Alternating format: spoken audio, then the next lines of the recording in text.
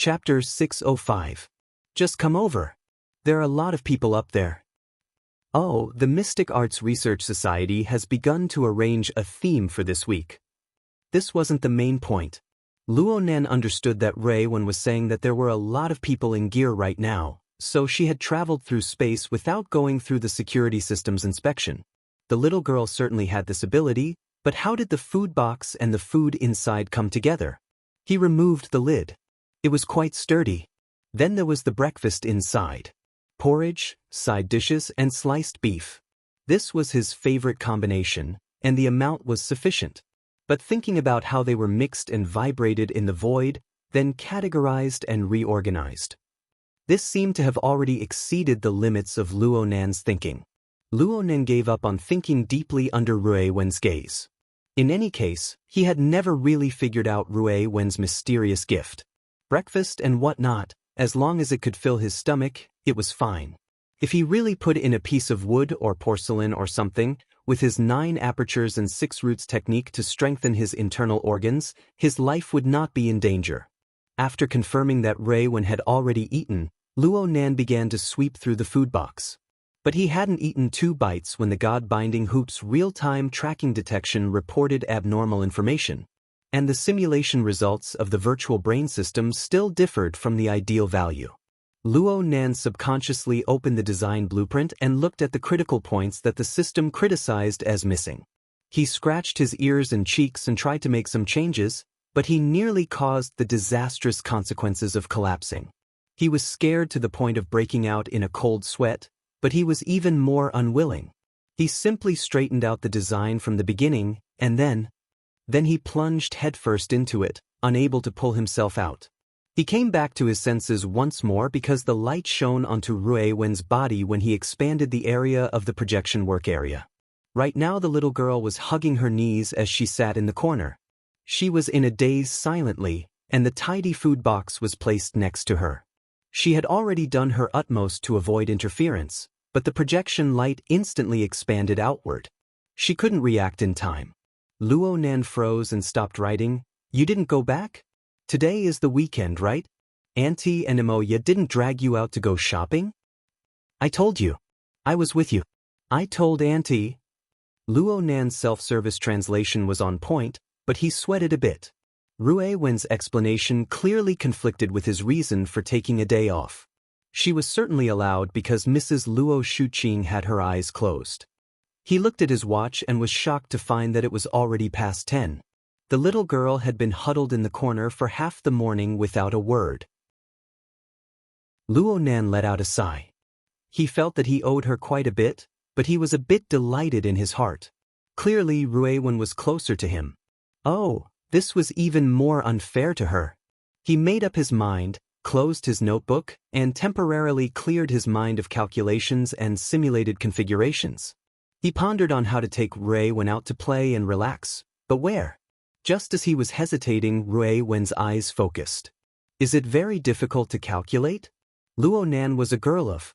Luo Nan was a bit embarrassed, but he still honestly admitted, it really is quite difficult. Although we have the simulation system and the configuration module, there are too many other systems in the Blood Soul Temple. It's fine on the spiritual level, but when it comes to the material level, we have to replace them one by one and even reorganize them. This is too much, and it's not easy to take care of everything. Luo Nan had a belly full of bitterness from the recent mental challenge. He opened his mouth and couldn't hold it back. He said a bunch of things in a muffled voice. Only after a while did he realize that something was wrong. He saw Rui Wen's earnest but not necessarily clear eyes, and he slapped himself in the face. He was quite a good-for-nothing. He had poured a pile of emotional garbage onto the little girl. Luo Nan hurriedly stopped. Cough. It's just a minor detail. Don't mind it. Rui Wen continued to stare at him. What's the main point? Oh my. She even knows how to ask a question. Luo Nan was a bit surprised. He pondered for a moment before answering seriously. The main goal is purification. Purification of the cloud world. He opened his mouth and his emotions came back. He began to gesture. The cloud world. I told you about it, right? It's the place where that big monkey came from. Rui Wen looked as if she understood, but she didn't. Luo Nan knew that it would be very troublesome to explain in detail. Oh, it just so happened that he needed to accompany Ruewen. Chatting and exchanging would count, right? Wait a moment for me. Flag bearer. Luo Nan prepared to go all out. He awakened the military AI of the laboratory and searched the database for materials, organizing them. A few minutes later, Luo Nan turned off most of the laboratory's lighting. He adjusted the projector and entered playback mode. The pitch-black space became the best background, revealing a gorgeous starry sky. Under Luo Nan's control, the projection screen gradually enlarged and focused. More and more details appeared in this starry sky, from the Milky Way to the Orion Arm, to the Gould Belt, to the local bubble, to the interstellar cloud, all the way to the solar system and Earth. Every time Luo Nan looked at this set of star material, he would have the marvelous feeling of being insignificant and jumping about. This was even more so after he received the external neuron. His mind became more and more subtly blurred as he let his mind wander. His mind wandered. However, Ruewen was also lost in thought. It looked like she was very interested in this set of star atlases. Perhaps this little girl would become an astronomer in the future? All right, this was also his imagination. It was paternalistic. Luo Nan calmed his mind. After the irregular blue sphere of water, the Earth occupied the central position. He picked up his digital pen and drew a few dotted lines on the edge of the sphere. Under the effect of the simulation engine, a blurry section of two bubbles, colliding and warping was formed.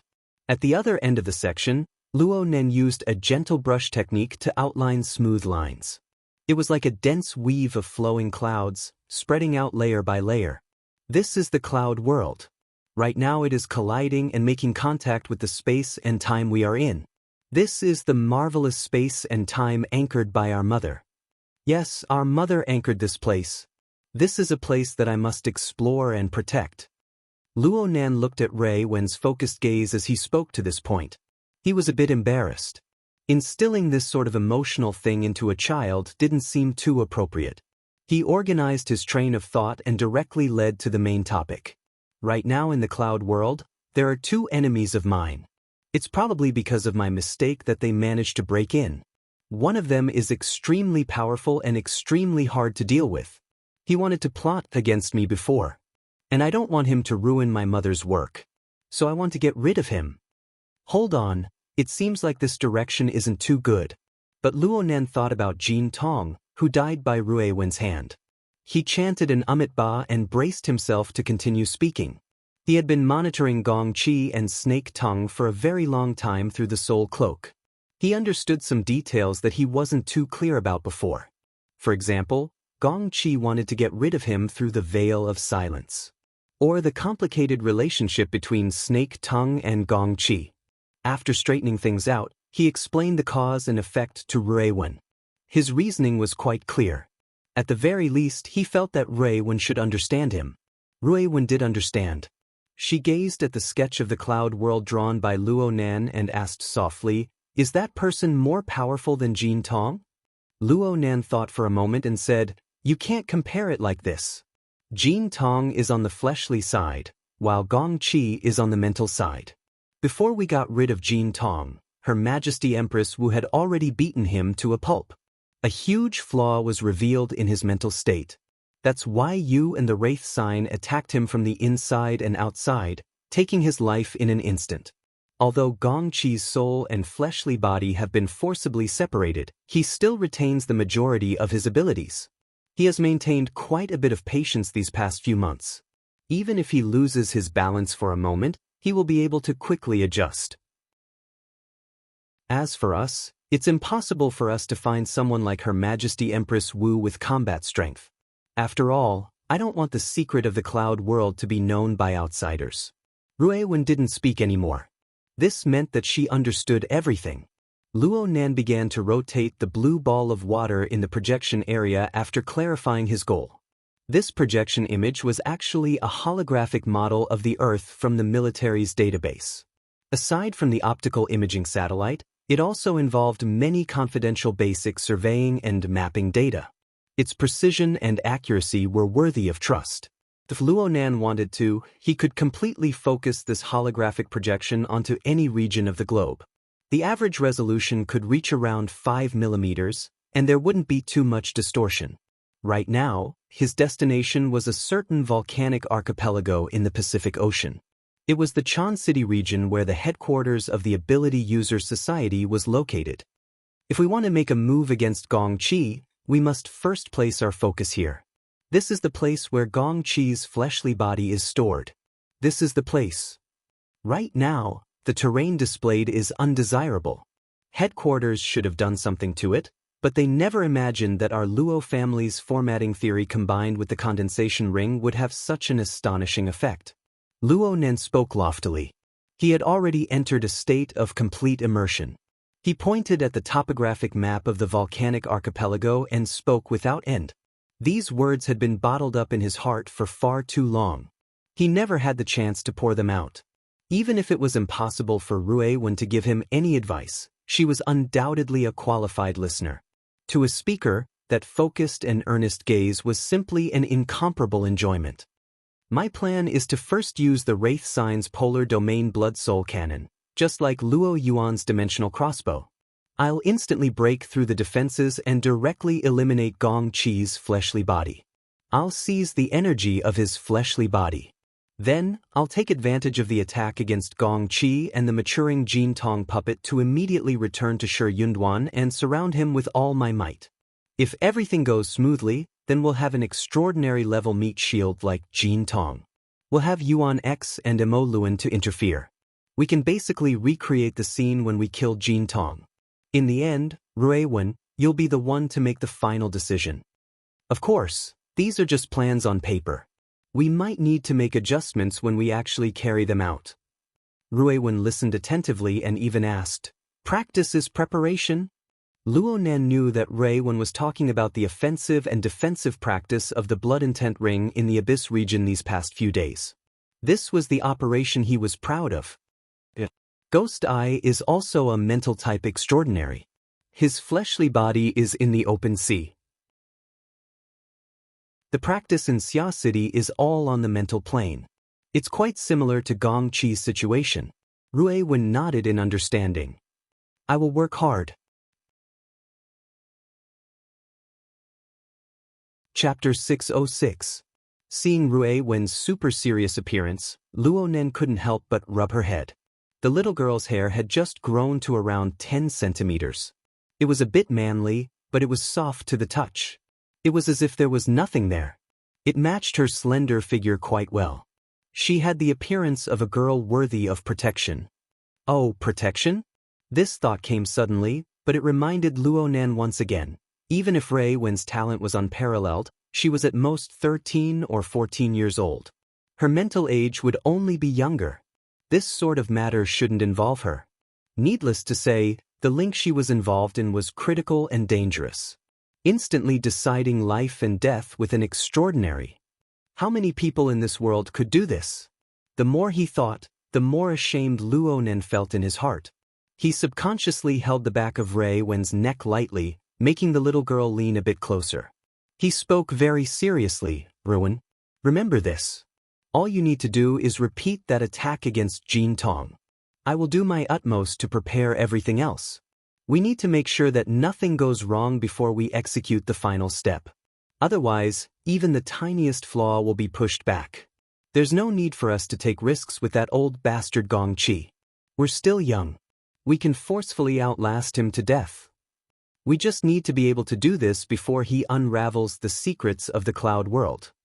Luonan's words were more like a frame for himself when he spoke to the end. He could already feel it, but the growing emotions in his heart pushed him to complete this promise.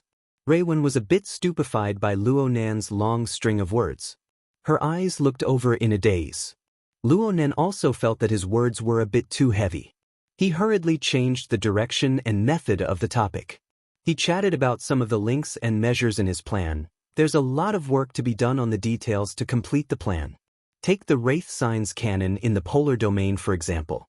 It's not easy to blow up the fleshly body of an extraordinary, even if it's just a psychic. I've looked up the relevant information. Actually, there really isn't much difference between extraordinary in terms of fleshly body strength. There are even some psychic extraordinary who don't have the requirements of flexibility, toughness, and reaction. They can operate their fleshly body into a fortress.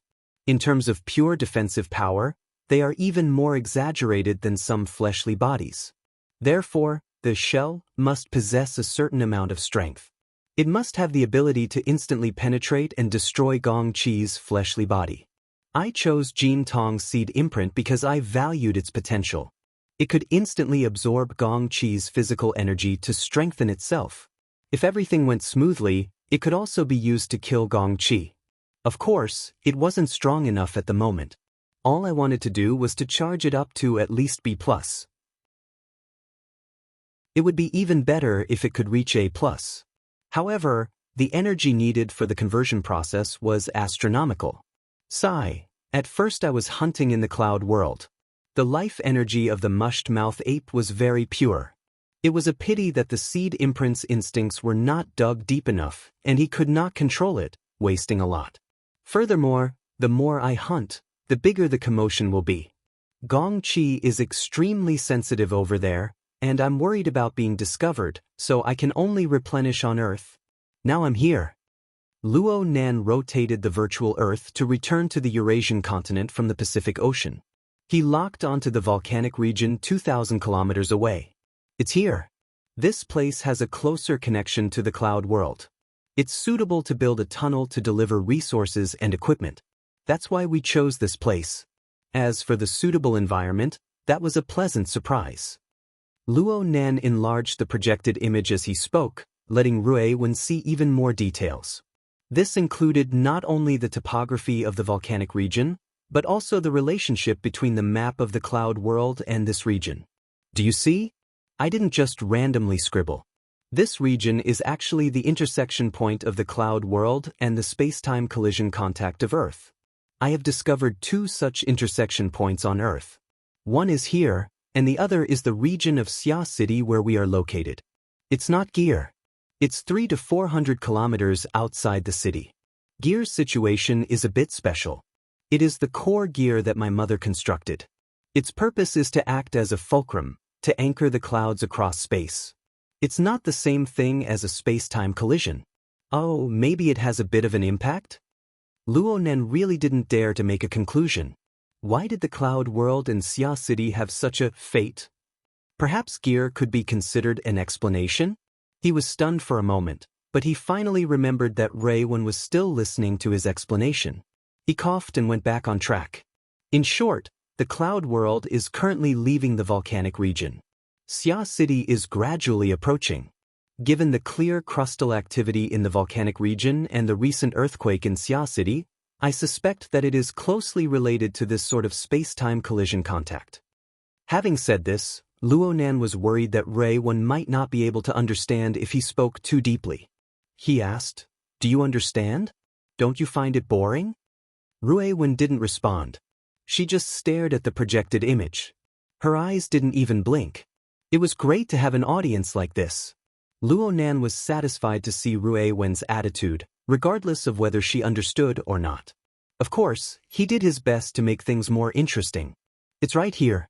The location I'm pointing at is 1,000 meters underground. I discovered a fire god ant nest. It has a unique social ecosystem and the surrounding environment of lava.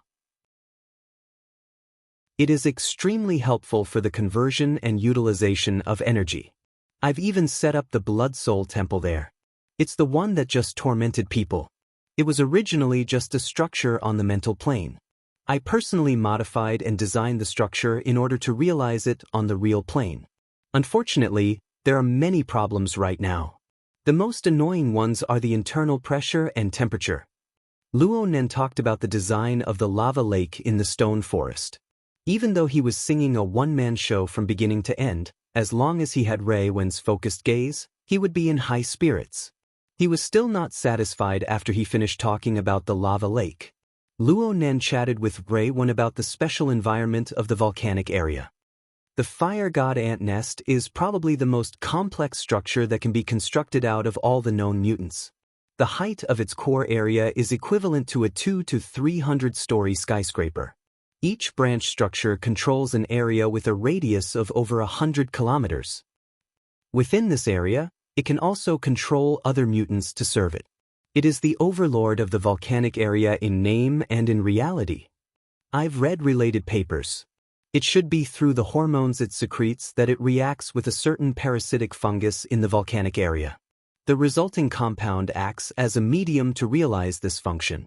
If it weren't for the fact that their collective consciousness hasn't developed over the years and that they have a fatal weakness in energy control, Spring City would probably have to migrate. You don't know how dangerous it was when I controlled the electromagnetic Vanguard 1 to kill my way through. I was lucky enough to discover a fissure created by an earthquake in time, bypassing the most difficult 10 kilometers. Otherwise, I might not have been able to kill my way to the center of the nest when you came this morning. Luo Nan spoke excitedly. He used his sketching ability to draw a corresponding sketch in the projection work area. Unfortunately, it wasn't as detailed as the virtual Earth model. He could only make do with looking at it. If everything goes smoothly, the second and third floors of the Blood Soul Temple will be constructed in another 50 to 70 hours. I will attempt to cultivate the collective consciousness of the fire god ants and place them within the Blood Soul Temple.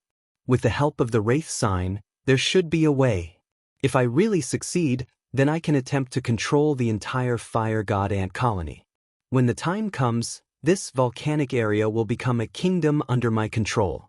Luo Nan spoke with great vigor, but he felt that the meaning of the joke was a bit thicker. Conquering an ant society. When the time comes, I can say that I'm the king of the fire god ants. Cough. This name is more like that, but don't laugh at me. When the time comes, you'll be the fire god ant princess. Ruewen didn't laugh. She just stared at him with her pitch-black eyes. Luo Nan was truly embarrassed. He hurriedly denied himself. Forget it, forget it. The cloud world is more suitable for us. Over there, the clouds cover the sky. You can't see the end. Countless secrets are hidden there. Wait until we smoothly eliminate the opening of the palace and purify that place. Then I can say that I'm the king of the clouds. And what about you? The princess of the clouds, okay? He told a clumsy joke, but Ruewen seemed to like it a lot. Her gaze was a bit vacant. It was as if her gaze pierced through the multicolored projection, pierced through the earth and the sky, and pointed 2,000 kilometers away. It also pointed behind the barrier of space and time. The meaning in her eyes was perhaps longing. This sort of Ruewen was far too rare. It was to the extent that Luo Nan instantly understood this mood. He blurted out a few words. Do you want to go? Ruewen suddenly turned her head. She didn't speak, but her eyes lit up. Luo Nan had a headache the moment the words left his mouth. But when he saw Ruewen's dazzling eyes in an instant, his impulsiveness and headache transformed into formal consideration. His brain spun at lightning speed, and his thoughts directly transformed into words.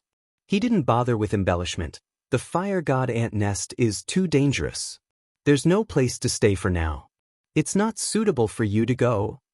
However, we can first go to the cloud world. Ruewen stared at him, the glow in her eyes growing brighter and brighter.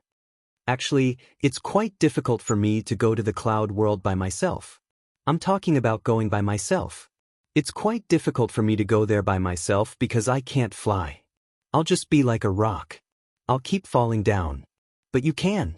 The more Luo Nan spoke, the more he felt that it was reliable. With your ability to merge body and soul, as long as you have my support, it's not much different from truly flying. There's absolutely no problem for a short period of time. Do you want to go?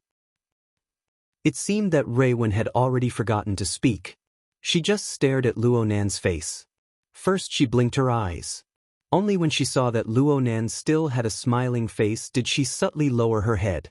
She waited for Luo Nan to confirm that the words that came out of Luo Nan's mouth would not change. She finally increased the scope of her movements and nodded forcefully. At the same time, a smile spread across both sides of her cheeks, completely softening the contours of the muscles and bones of her face. Not a single bit was held back. In this instant, What Luo Nan saw was the purest expression of emotions he had ever seen in his life. She was like a pure and innocent infant, and there was an additional touch of moving color.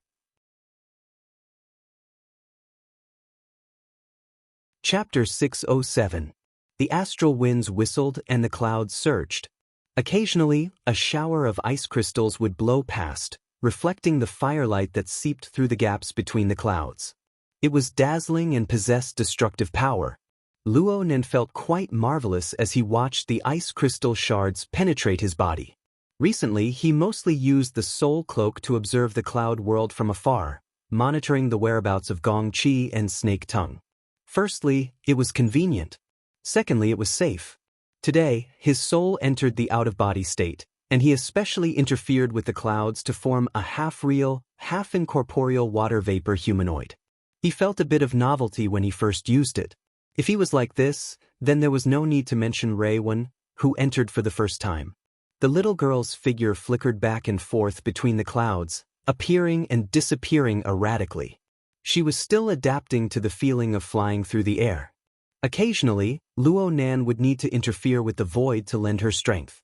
However, seeing her more and more agile and free performance, it seemed that flying unhindered through the clouds and leaving no traces behind wouldn't be an obstacle that was difficult to surpass in the near future. Thinking too much is useless. Being in a good mood is truly good. Luo Nan took care of Rui Wen as he split a bit of his attention to lock onto two targets several thousand kilometers away. Right now, Gong Qi and Snake Tongue were together. They seemed to be studying a mushed-mouth ape. This was a living body that they had caught with great difficulty. Controlling it was quite troublesome. Snake Tongue was a B-rank curse mage. She didn't possess an overwhelming advantage when compared to the mushed-mouth ape. She was tossed around quite a bit when she was alone in the cloud world. Hee hee. Luo Nan sneered. Rui Wen suddenly hovered in the air at this time, coming to a steady stop by his side. The structure of her body and soul formed an intense resonant relationship with the surrounding clouds of the void. It caused Luo Nan's water vapor humanoid form to distort a bit, but it soon began to decrease in magnitude. It was even more restrained and restrained. 10 seconds later, it was nearly impossible to detect unless one deliberately probed. You can fly now? I'm still trying. Rui Wen gave a simple answer. Her slender figure undulated a bit as she enunciated her words. 2 seconds later, she stabilized. Do your best. Luo Nan could only express this way when faced with Rui Wen's talent. Next, Luo Nan took advantage of Rui Wen's time to adapt to her new technique to begin his work as a commentator. He shared the scene of his perception through a closed system. It's these two. Our targets. As they spoke, Snake Tongue attempted to hypnotize and control the captured mushed-mouth ape with Gong Qi's help. However, what awaited her was yet another failure. This wasn't the first time a similar situation had occurred. This made Luo Nan deeply feel that the day he caught the Wraith sign would be the day his luck attribute would go off the charts. Luo Nan gave Rui Wen an explanation of what Gong Qi and Snake Tongue were currently doing. In the end, he even went into a deeper analysis. Actually, Gong Qi opening this project and giving Snake Tongue the opportunity to control the mushed-mouth ape might not be out of good intentions. He needs to find something for Snake Tongue to do. Remember? I said that these two people's situations are different. Both of them are trapped, but Snake Tongue has been misled by Gong Qi. She believes that Gong Qi can come and go at any time. She was fine before, but after being trapped in the clouds for 2 months, Snake Tongue's patience is about to run out. What replaced it is suspicion. If Gong Qi can't bring out something new, we might be able to see them turn on each other. Actually, Luo Nan had thought of using this matter to make a fuss. However, after some consideration, he felt that this wasn't his domain of expertise. Playing schemes with Gong Qi and Snake Tongue might alert the enemy and make things worse, so he didn't delve too deeply into it. Right now he was paying more attention to the technical segment. There were many problems he needed to solve if he wanted to kill Gong Qi. This fellow Gong Qi has the ability to teleport his soul body. I once saw him leap 2,000 kilometers in one go. He's extremely powerful. If we can't succeed in our first attack, he will very likely escape. Of course, we aren't bad either. But if the ambush turns into a chase, the variables will be too great. Ruin floated to the side and expressed once more, I will do my best. No, no, no. This segment is mainly testing me. It's the problem of my control precision. Luonen didn't want Rui-Wen to add more pressure to herself. And it was just as he said. If he wanted to do a good job in the ambush, then he needed to completely play out all of his resource cards in the shortest amount of time possible. Moreover, he needed to accurately hit Gong Qiqi's old face. Precision was the most crucial and direct requirement. It was even more important and more difficult than the strength of the artillery shell. The artillery strike that destroyed Gong Qiqi's fleshly body in Chan City needed to be closely synchronized with the assault in the cloud world. The Jin Tong seed imprint needed to accurately hit Gong Qiqi's fleshly body, which was under the layers of protection of headquarters. It needed to accurately grasp the time to seize the energy of Gong Qiqi's fleshly body. Then it would accurately jump back to the clouds and join the ranks of those who surrounded and killed Gong Qiqi. Any mistake in any segment would cause unexpected problems to crop up and produce variables. To put it bluntly, Luo Nan's plan wasn't perfect. Its tolerance for error was far too low. The possibility of interference was far too high. It was far too easy to lose control. But this was the only opportunity he could think of. It was also the only way to squeeze out all of Gong Qiqi's strength. Luo Nan's heart was apprehensive, but he had no way of telling this feeling to anyone. Luckily, he had Rui-Wen. He had the best listener in the world. Right now, I can only use the observation and positioning of the large coordinate system to carry out the interference effect. Did I say the large coordinate system before? Oh, this is the name I came up with. I just comprehended it not too long ago. It can be considered my extraordinary domain, even though I'm not an extraordinary. It's using me as the origin and the body and soul order frame as the core law. I embed my own law within the interference area. Right now, my soul cloak has already covered nearly the entire Earth. Even though I can't receive all information at the same time, if I focus my mind, I can pour my attention to any point in the coverage area at any time. Once I realize it, I can do it. It looks very simple, right? But it's super difficult to actually do it. Luo Nen met Rui-Wen's gaze and subconsciously extended his hand. He drew a draft diagram of space-time interference amidst the surging clouds. There are times when human strength is limited. It doesn't matter which side of space-time it is, the unchanging laws of physics still hold the absolute dominant position. I'm not the creator. I have no way of fighting against the structure of space-time. If I want to temporarily distort the laws of physics in the relevant area, I must satisfy many conditions on top of the foundation of a powerful energy output. Every missing condition will cause the energy output to increase exponentially until it exceeds the limits of my ability. Over.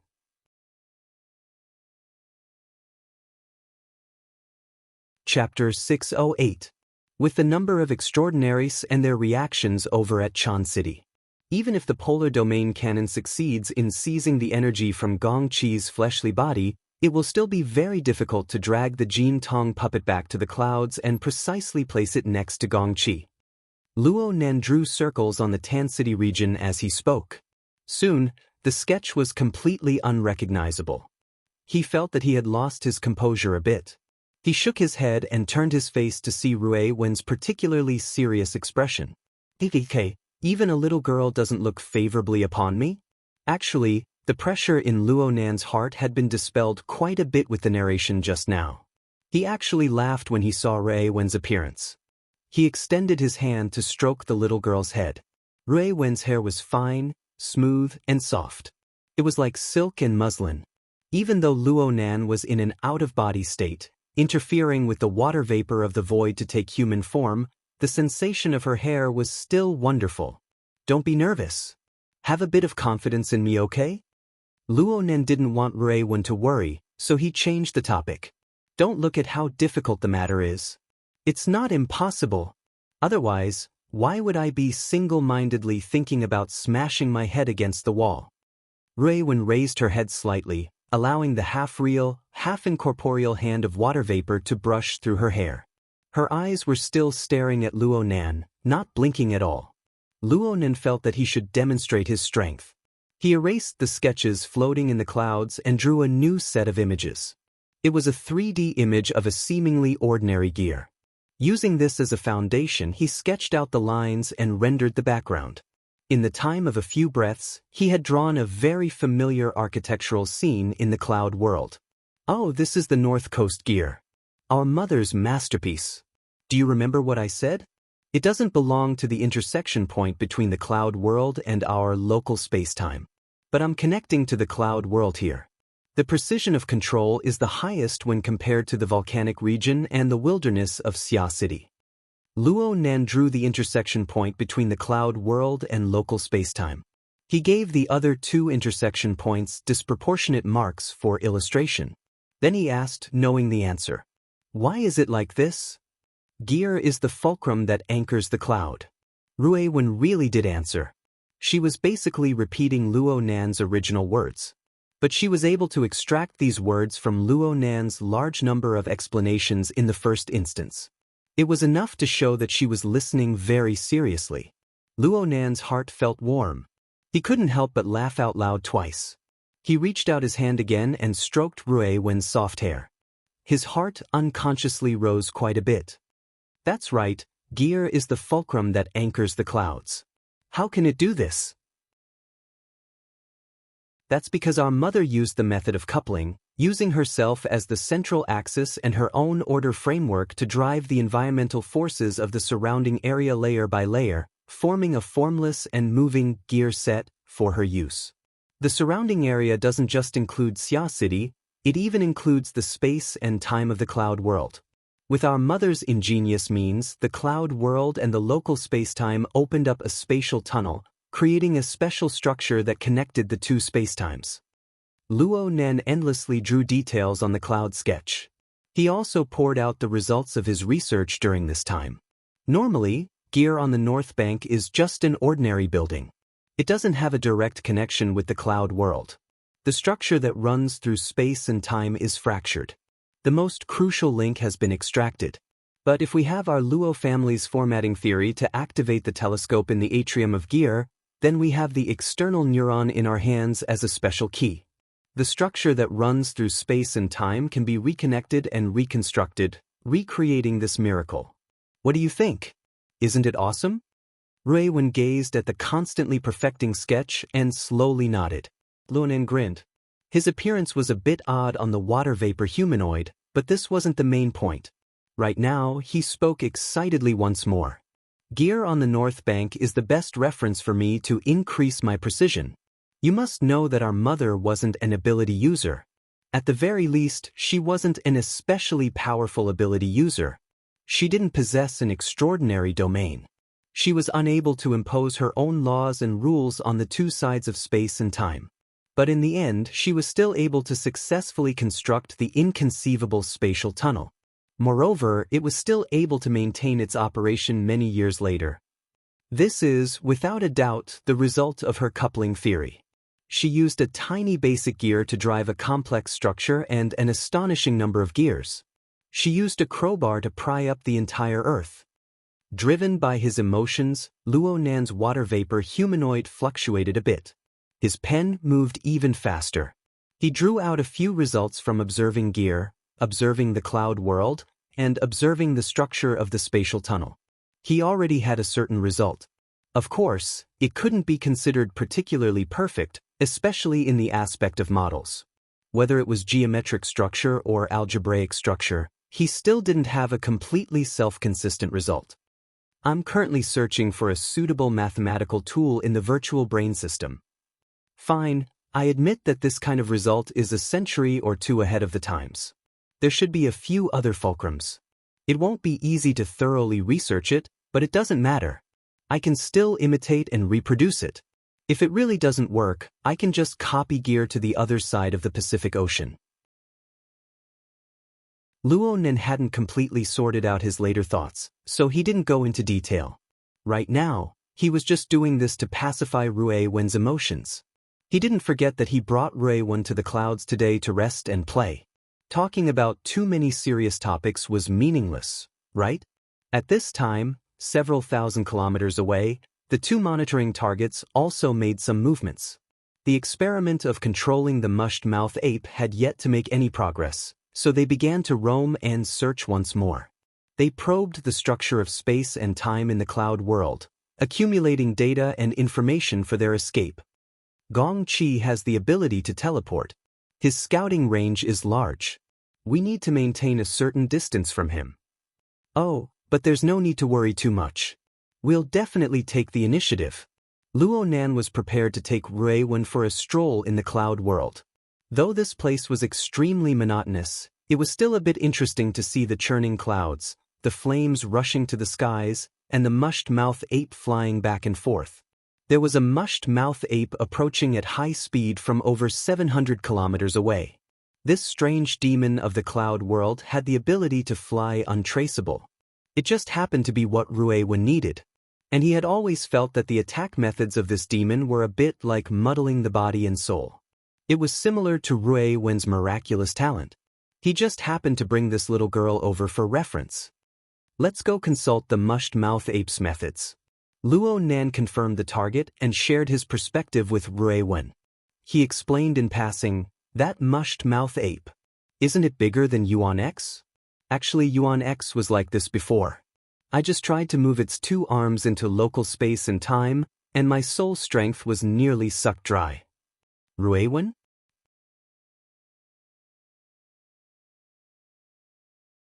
Chapter 609. Rui Wen. Not easy to control.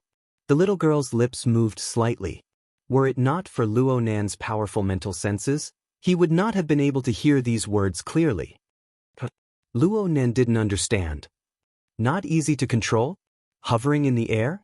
Oh, you haven't completely learned how to fly yet. Let me lend you some strength.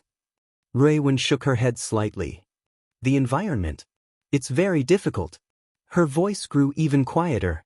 It seemed that it was especially strenuous. This was absolutely not the result of not being able to fly. Rather, it was more like being bound by an invisible bird net, restricting her ability to move. Luo Nan really jumped in fright. He hurriedly turned around to see what was going on. But when he extended his hand to touch Rui Wen, a low hum rang out. The front of the water vapor humanoid's arm was instantly smacked to pieces by the vibrating vibrations of the void. Luo Nan's out-of-body soul also received the attack due to being in an interference state. His entire body was stupefied. And Rui Wen on the other side was like a taut and released elastic that bounced away. Her figure collapsed backward, bouncing 50 meters away in the blink of an eye. Rui Wen. At this moment, Luo Nan faintly sensed that there was a problem with the void structure of the cloud world. But he didn't have time to think too much about it. The partial interference of his soul cloak was pulled back. He wanted to protect Rui Wen, to prevent her from being injured by any means. The problem was that when his soul cloak tried to exert force by interfering with the material plane, what it touched was a wave of high-speed vibrations of the void string. The scene of the water vapor humanoid's arm collapsing apart a second ago was perfectly replicated in this moment. The pulled-back soul cloak was torn apart by the incorporeal vibrations. Not only was it unable to help Rui Wen control her body, it instead stimulated an even greater vibration. It caused Rui Wen to turn into a little bird that had lost control. She leaped high and low in the clouds, falling back and forth. She appeared to be particularly excited at first glance, but in reality, she wanted to return to a state of stillness. The scene was actually a bit comical, but neither Luo Nan nor Rui Wen were able to laugh. This was like climbing onto a trampoline. If they wanted to stabilize themselves, they had to press down on the collapsing bed, or they had to wait until all of their kinetic energy was exhausted. Fortunately, Rui Wen herself was extremely calm. She didn't resist the turbulence of the void. She only adjusted the frequency of her body and soul merging. Layer by layer, she neutralized the impact. The extent of her tumbling became smaller and smaller. Gradually, she was able to control herself. Luo Nan let out a breath of relief. He did not dare to rashly interfere with the surrounding environment and cause more trouble for Rui Wen. He simply switched his soul cloak to a pure observational mode, probing the cause of the turbulence in the structure of the void. The structure suddenly became complicated? The space-time structure of the cloud void was different from the space-time of the Earth. Luonan knew this. But previously he was not affected by it. At most, when he was considering the structure of the transspace corridor, he would add 1 or 2 more parameters. But now, in the area around Rui, it was as if there were countless randomly vibrating spring pieces. When this layer stopped, another layer stirred up, twisting together and affecting each other, causing the clouds and the void to be thrown into disorder. There was no doubt that there was a problem with the deep space-time structure. It was only because Luonan had the clairvoyance method of the large coordinate system that he was more sensitive to the curvature of space-time and structure. He was able to discover the blurry and complex details within. After no less than 20 seconds, Rui-Wen's figure stabilized again. The little girl looked left and right. She moved her hands and feet lightly, and there was a clear correction in the frequency of her body and soul muddling. Only then was she certain that she had broken free from the disturbance of the space-time structure. Rui-Wen still did not dare to move even now. She floated in the middle of the flowing clouds, casting her gaze over a distance of over 100 meters. Her body was restrained. She was like a child who was aware that she had caused a great disaster. Her expression was one of rarely seen fear and pity. Luonan flew over in a hurry. He subconsciously extended his hand, wanting to confirm whether or not she was injured. Halfway through, he discovered that it was inappropriate. He could only caress the little girl's forehead and brush aside the messy hair on her forehead. He asked hurriedly, "Are you hurt?" Rui-Wen subconsciously avoided his gaze. It seemed that she was a bit afraid of him. This was a very rare situation. Luonan was worried and baffled. "What's going on? Where are you hurt?" "There's no precision." "What?" This was the first time Luonan felt that Rui-Wen and he were not on the same wavelength. If this continued, he could only touch her. Rui-Wen simply buried her head under Luonan's gaze. Her voice became even deeper and a bit hoarse. "The structure here is too complex. It's very hard to have precision in an assassination." Luonan was stupefied. Even though his soul was in an out-of-body state, he still felt an intense trembling sensation. He asked subconsciously, "Precision? You can't control it? Is it hard to display your body and soul fusion in this place?" "When I jump." Rui-Wen's words were incomplete, but Luonan still understood. "Normal movement is fine. But if it's like when you killed Jin Tong, can't you jump through space?" Rui-Wen buried her head even lower. She didn't make another sound, but it was clear that she was tacitly agreeing. Luonan was really stupefied. At this moment, the heart of his main body, which was far beneath gear, was about to jump out of his chest. The scene of Rui-Wen struggling to adapt to the void in the clouds came before his eyes. That's right. Luonan had guessed it. Rui-Wen should have wanted to attempt to jump through space. But when she used the form of body and soul fusion to interact with the clouds and the void, the structure of space and time manifested an extremely astonishing complexity. It brought Rui-Wen far too many disturbances. It destroyed the stable rhythm of her body and soul fusion. There was no need to say what happened next.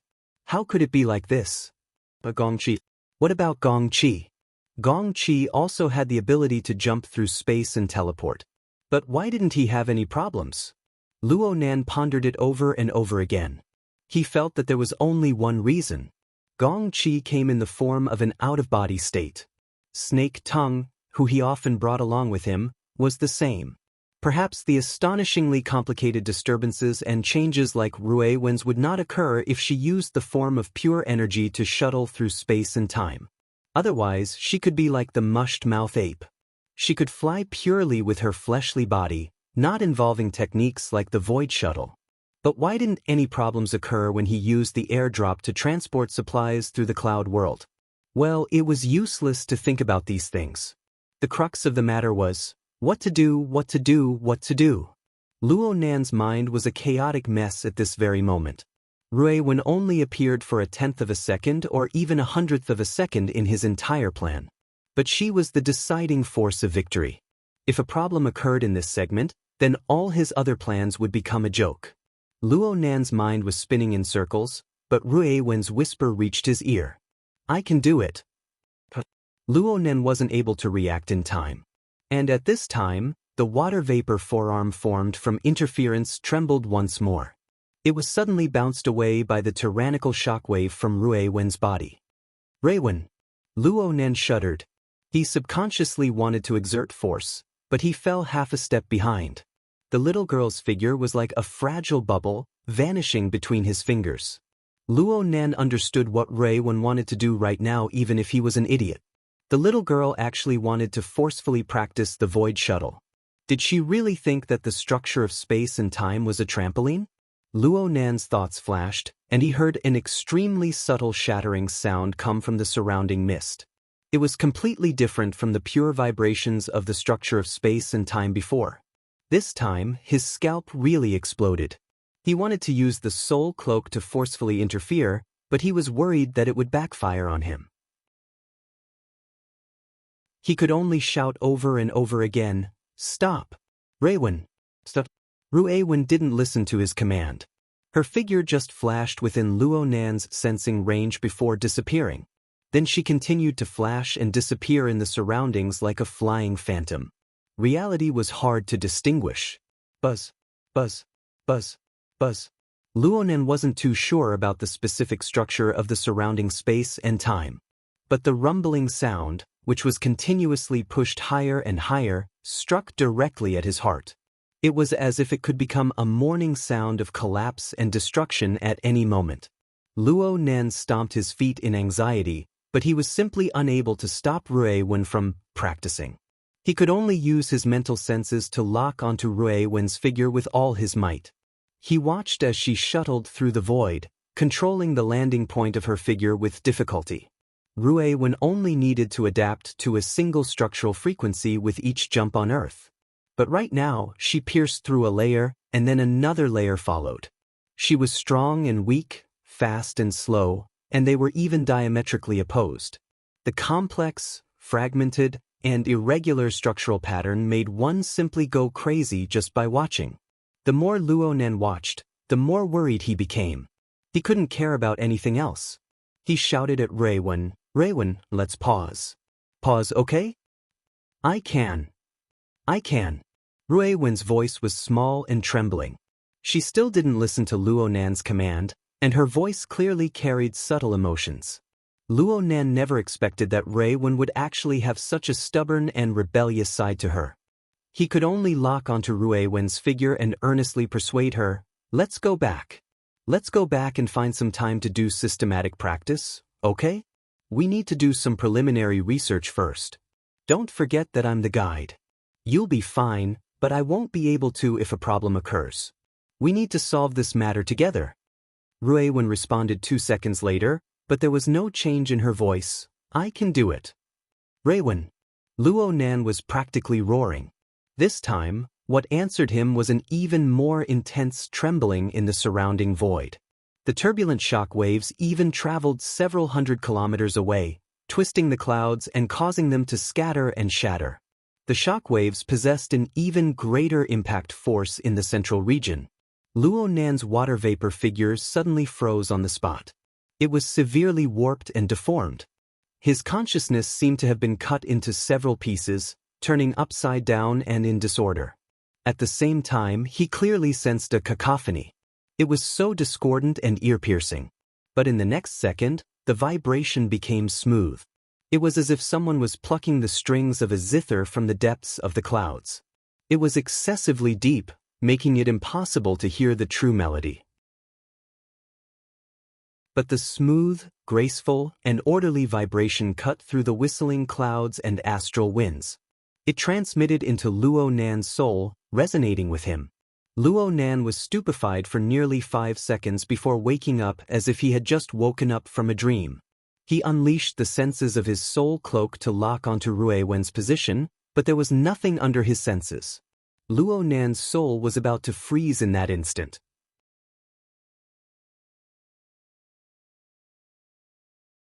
Chapter 610. The region where the oscillation occurred was located 400 meters away. It was extremely easy to distinguish whether it was through mental senses or naked eye observation. Luo Nan could see that the surrounding clouds were roiling and opening up in that region. No matter how fiercely the astral winds pushed the clouds, they were unable to fill up the small, irregular cavity that was 3 meters in diameter. The cavity itself was like a hole that had been forcibly cut open. There were even a few warped threads of light hanging from it. This feeling of disorder extended out from the hole. The light in the surroundings of the cavity was clearly warped, suffused with a faint scarlet light. It was a bit similar to the light that seeped through the gaps between the clouds, but it had a more substantial feeling. This formed a region that was clearly different from the surrounding void. It was indescribably strange. Luo Nan was a bit stupefied. His mental senses had turned into a mass of chaos after the hole was broken. It was like when he had just started out and encountered a powerful B-rank. The relevant region was disturbed into a complete mess, a vast expanse of fog. Moreover, this irregular cavity was rapidly shrinking at an obvious rate. When Luo Nan discovered it, it was approximately 3 meters in diameter. In the 1 second it took for him to rush over, it had already shrunk by at least a quarter. And the speed at which it was shrinking was growing faster and faster. What was that? Luo Nan's mind was a mess. There were only questions and no answers. And at this time, his other sensing method, his sealed system, grasped the whereabouts of Raywen, the unfixed star. She was on the other side. She was within the hollow region. That was the best answer. The irregular cavity continued to shrink. Luo Nan simply didn't think of anything else. His water vapor figure flashed and he directly passed through the hole, throwing himself into the boundless and immeasurable cavity. A thought flashed through Luo Nan's mind the instant he entered the cavity. Was I too impulsive? The tiny stray thoughts were completely drowned out by the treacherous and oppressive scene before his eyes in the blink of an eye. The pressure within this irregular cavity was extremely astonishing. The water vapor figure formed by the interference of his soul body evaporated into nothingness the instant he entered the cavity.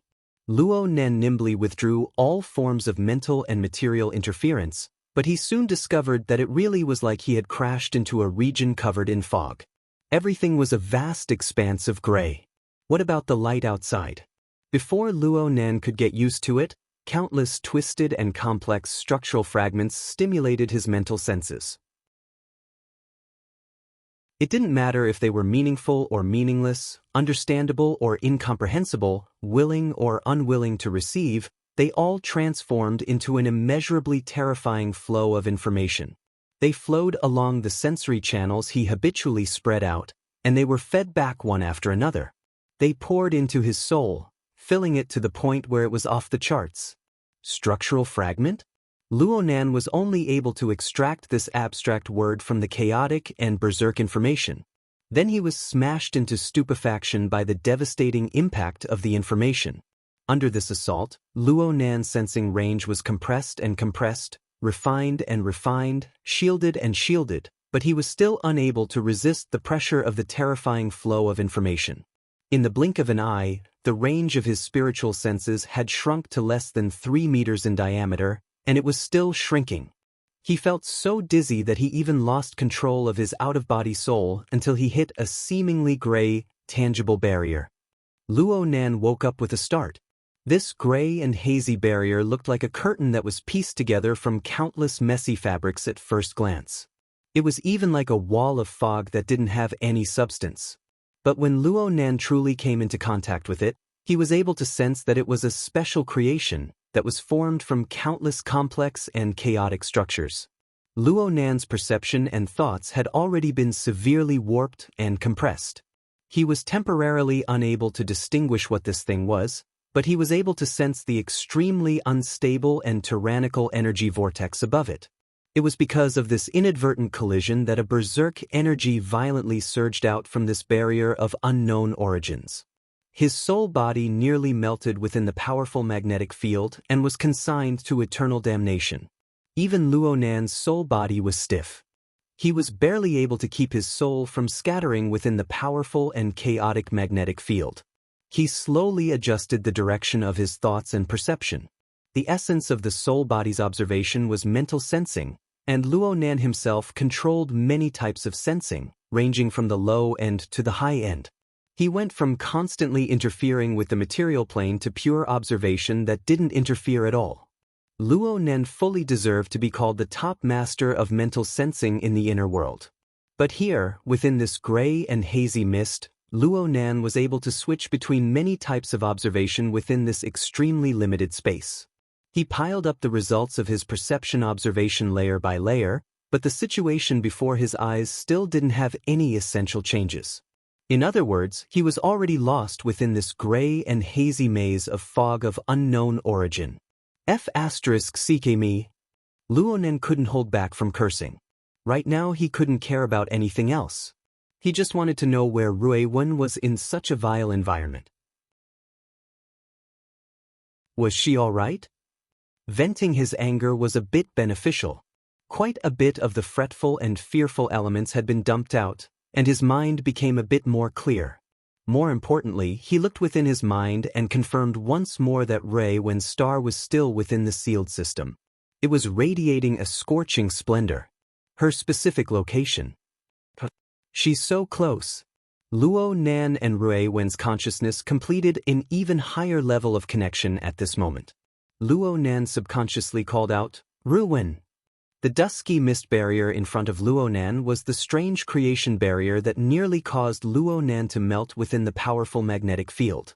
It suddenly fluctuated, and its entire structure seemed to be collapsing. Its density dropped at a rapid pace, and then it collapsed and dispersed into a mass of misty smoke. Luo Nan confirmed that there was a buzzing, vibrating sound ringing out in front of him. Countless meaningful and meaningless structural fragments were being unfastened and unhooked. Some of them disintegrated without a sound. Some of them were dragging along faintly discernible electric flames. They were even like blades grinding against each other. The area in front of him was still dangerous enough to make one shiver with fear. But there was a slender figure in the depths of the gray and hazy mist, going from blurry to clear. She gradually approached until she arrived in front of him. Rui Wen. Luo Nan instinctively reached out to touch her, but he forgot that his water vapor human form had already collapsed. He touched nothing in an instant. In the end, Rui Wen still stopped incomparably real before his eyes. Her cheeks were fine, but the clothes on her shoulders, chest, waist, legs, and other areas were inexplicably torn. Especially the area above her left knee. There was a piece of cloth that simply disappeared, revealing the fine white and powerful muscles of her leg. Rui Wen seemed to know that she had gotten herself into trouble. She buried her head even deeper. Only now did Luo Nan discover that it was his turn to get angry when he saw her in this state. But in this mist maze where danger lurked on every side, he saw Rui Wen standing alive and well before him. There was no emotion that could compare to the joy of reunion. So he was completely unable to find the dignity of a parent. He could only ask over and over again, "Are you okay? Are you okay?" Rui Wen shook her head almost imperceptibly. Then she whispered, "It's too deep. I can't reach it."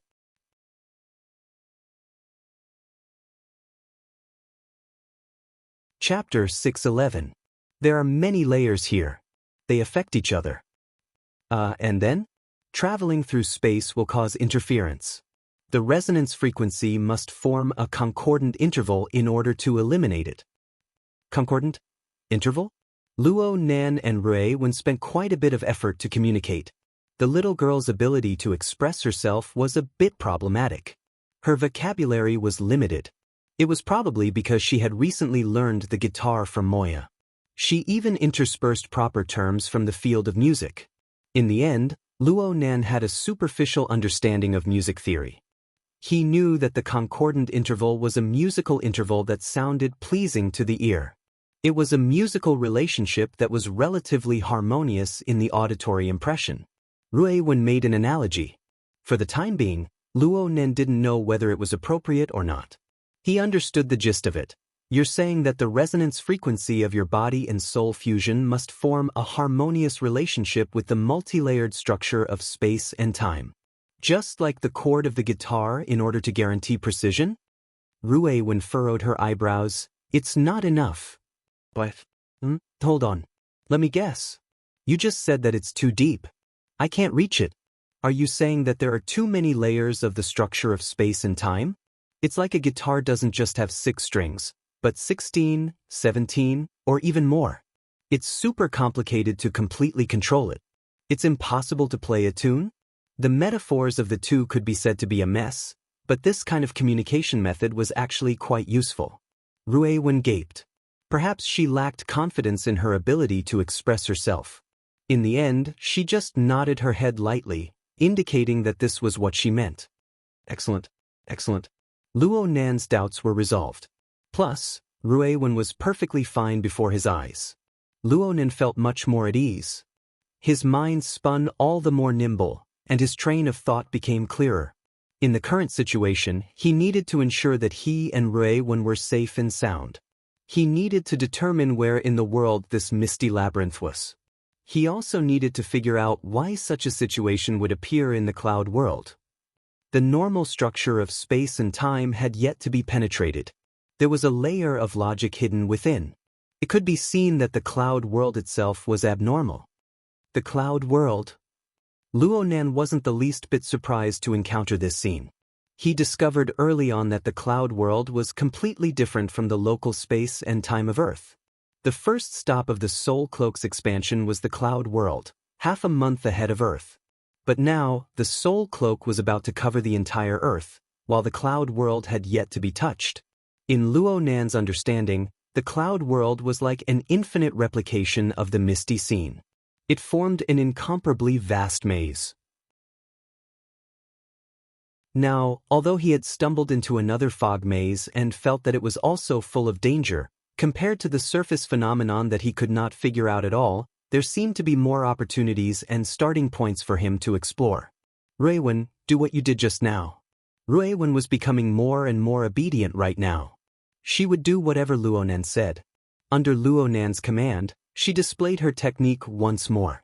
It was as if she was playing a guitar. She gently plucked at the incorporeal chords in the void, clearing a temporary passageway within the dusky mist.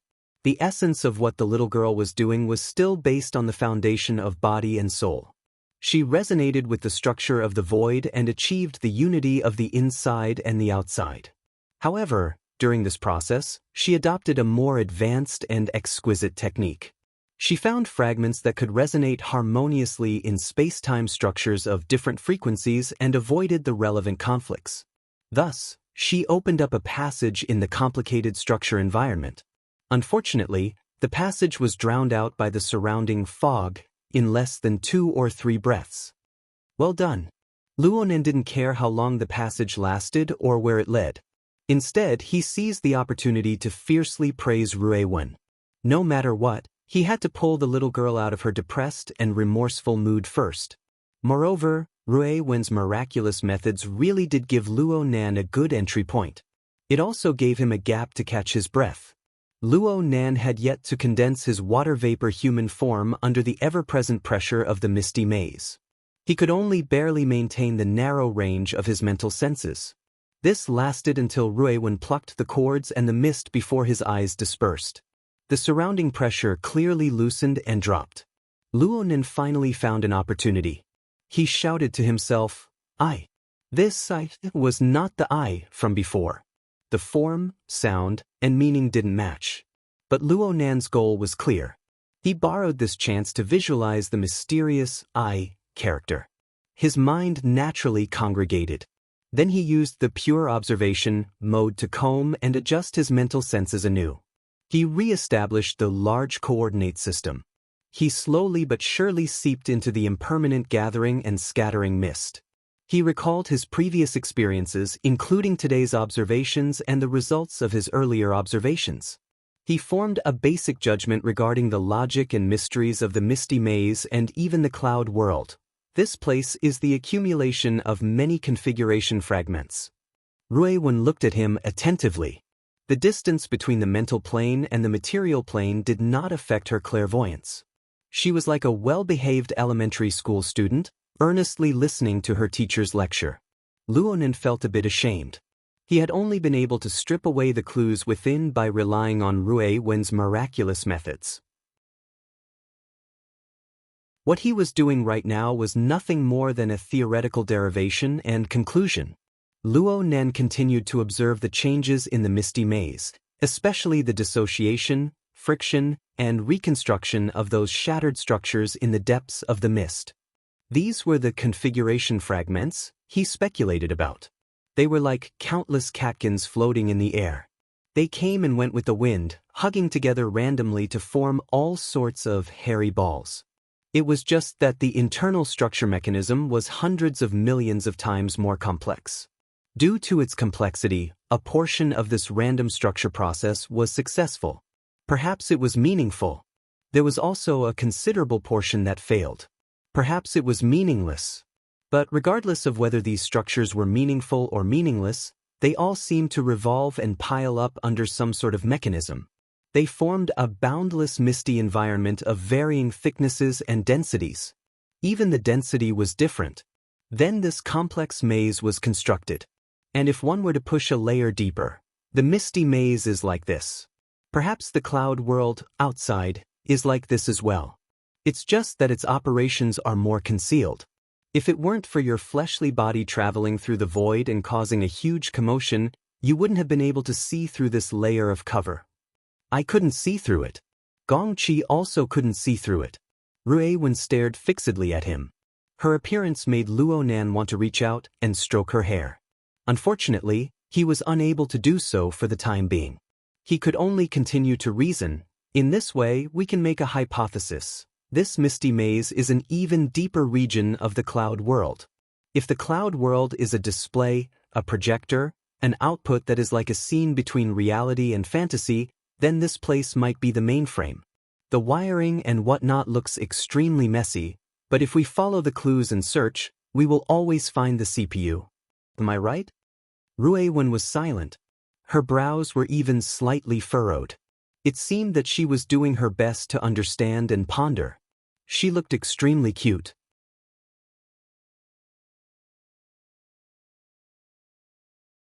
Chapter 6:12. There's something? It's only normal to have something. Since this misty labyrinth was the host, possessing its own operating laws and rules, then it was normal to have a CPU hidden deep within. However, Luo Nan was unable to guess what this CPU looked like. He asked Ruiwen, but he did not receive an accurate answer. Ruiwen just shook her head. I can't see it. It's normal that you can't see it. Luo Nan's large coordinate system was doing its best to expand its range, but its progress was still slow. It had not expanded beyond 10 meters to this day.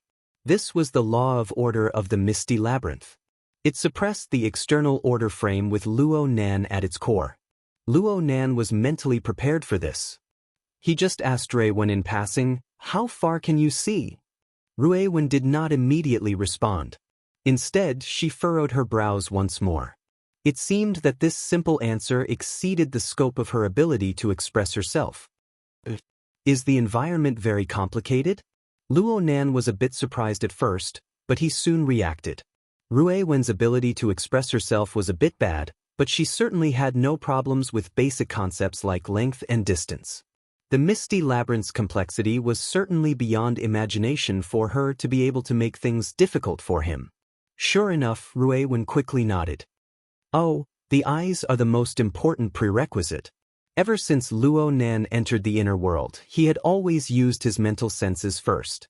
He had the advantage of information, and he had been successful in every endeavor. Now that he was affected, he would be out of sorts. His thoughts naturally turned in this direction. Of course, the reason why he was thinking this way was because he already had a decision in mind. Luo Nan saw that Ruiwen did not quite understand his meaning, so he explained the current situation of the large coordinate system being suppressed. He also took the opportunity to explain how he should deal with it. Luo Nan would feel that he had lost out if he did not properly utilize such an outstanding listener. It's not enough to rely solely on the large coordinate system to solve this problem. The basic mode of operation of my large coordinate system is to use my own order frame as the standard. I use my own extraordinary domain to forcefully replace the natural order of other space-time structures. It's fine if it's purely observation. It's nothing more than a label conversion. But if I carry out mental and material interference, it's the same as going head-on against the order of the entire space-time structure. However, in actual operation, we can use more advanced and ingenious methods to bypass this obstacle. Do you know what that method is? Luo Nan was about to announce the answer, but he didn't expect Rui Wen to actually open her mouth and answer after a short period of thought. Coupling. Oh right. Luo Nan was both happy and surprised. How did you guess? You said it before. I said it before? Luo Nan's mind spun a few times. He finally remembered that he had given Rui Wen a proper introduction to the subtleties of coupling theory before he entered the cloud world. At that time, he was only half venting and did not expect Rui Wen to fully understand. However, it seemed that Rui Wen already had a basic understanding of coupling theory. Wen how? He Wen yang. Wen God. Wen not two, one to one, Wen like. It was based on a controllable order frame. Through effective design, it would form a coupling with multiple other order frames to form a set of gears to guide the direction of power. To put it simply, it's using order to guide order. According to the virtual brain system's explanation, this is a type of basic yet high-end configuration thinking. Luo Nan naturally entered a state of unceasing torrent when he spoke about this aspect of theory. At this time, he wasn't just giving Rui Wen a lecture or showing off. Instead, he was seizing the opportunity to organize his thoughts. The laws of order in this misty maze are suppressing me greatly. But we have to see that it is still very straightforward compared to the cloud world outside and the local spacetime on Earth. Most of its pressure is on the surface. The interference and pressure of the misty maze was definitely far above the cloud world and the local spacetime. But from another perspective, purely using the controllability of the rules of order as the standard, the corresponding difficulty coefficient should be arranged like this from top to bottom: local spacetime, cloud world, mist maze based on Luo Nan's current insight and knowledge. The structure of the local spacetime where Earth was located was established on the basis of organic unity between the extremely large macroscopic and the extremely small microscopic. Simply speaking, the intrinsic structure had already exceeded the scope of Luo Nan's perception. If it weren't for the magical effects of the mysterious character, in addition to the warping of the cloud world and local spacetime, Luo Nan might not have been able to produce an intuitive understanding of the corresponding structure. What's more, the structure of local spacetime was purely based on matter. It formed its own laws and rules. The position of extraordinary power was extremely awkward. Most of the time, Luo Nan was in a predicament of being like a mouse pulling a tortoise with nowhere to start. The cloud world was a bit better. At the very least, the space-time structure had faintly discernible traces of processing. It gave one the bare minimum of imagination. But if one really wanted to start, one would know just by looking at Gong Qi's fate. In comparison, the mist maze displayed a scene. The mechanism and structure of the mist gathering and dispersing was admittedly exquisite and extraordinary, but the majority of its scale was still within the scope of Luo Nan's observation. The dust-like structure fragments clearly had a very close relationship with the CPU in the depths of the structure. This gave Luo Nan a very good entry point. Consider the self. Consider the environment. Consider the framework of compromise between the self and the environment. Whether it's in formatting theory, configuration theory, fine, even on the level of traditional philosophy, this is one of the most essential rules. The difference lies in the specific implementation methods and methods. I've put quite a bit of effort into this recently. Luo Nan was still chattering on endlessly. He talked about how he would use coupling theory to build a fog lamp that was more suitable for long-distance observation on top of the soul cloak. Don't blame him for chattering. The surrounding mist that gathered and dispersed irregularly, as well as the configuration fragments that formed the mist, revealed a myriad of shapes and forms. They gave him far too much stimulation and inspiration. Even though a considerable portion of these dust-like configuration fragments no longer possessed any structural significance, they still had an enormous base to support them. They still displayed astonishing diversity.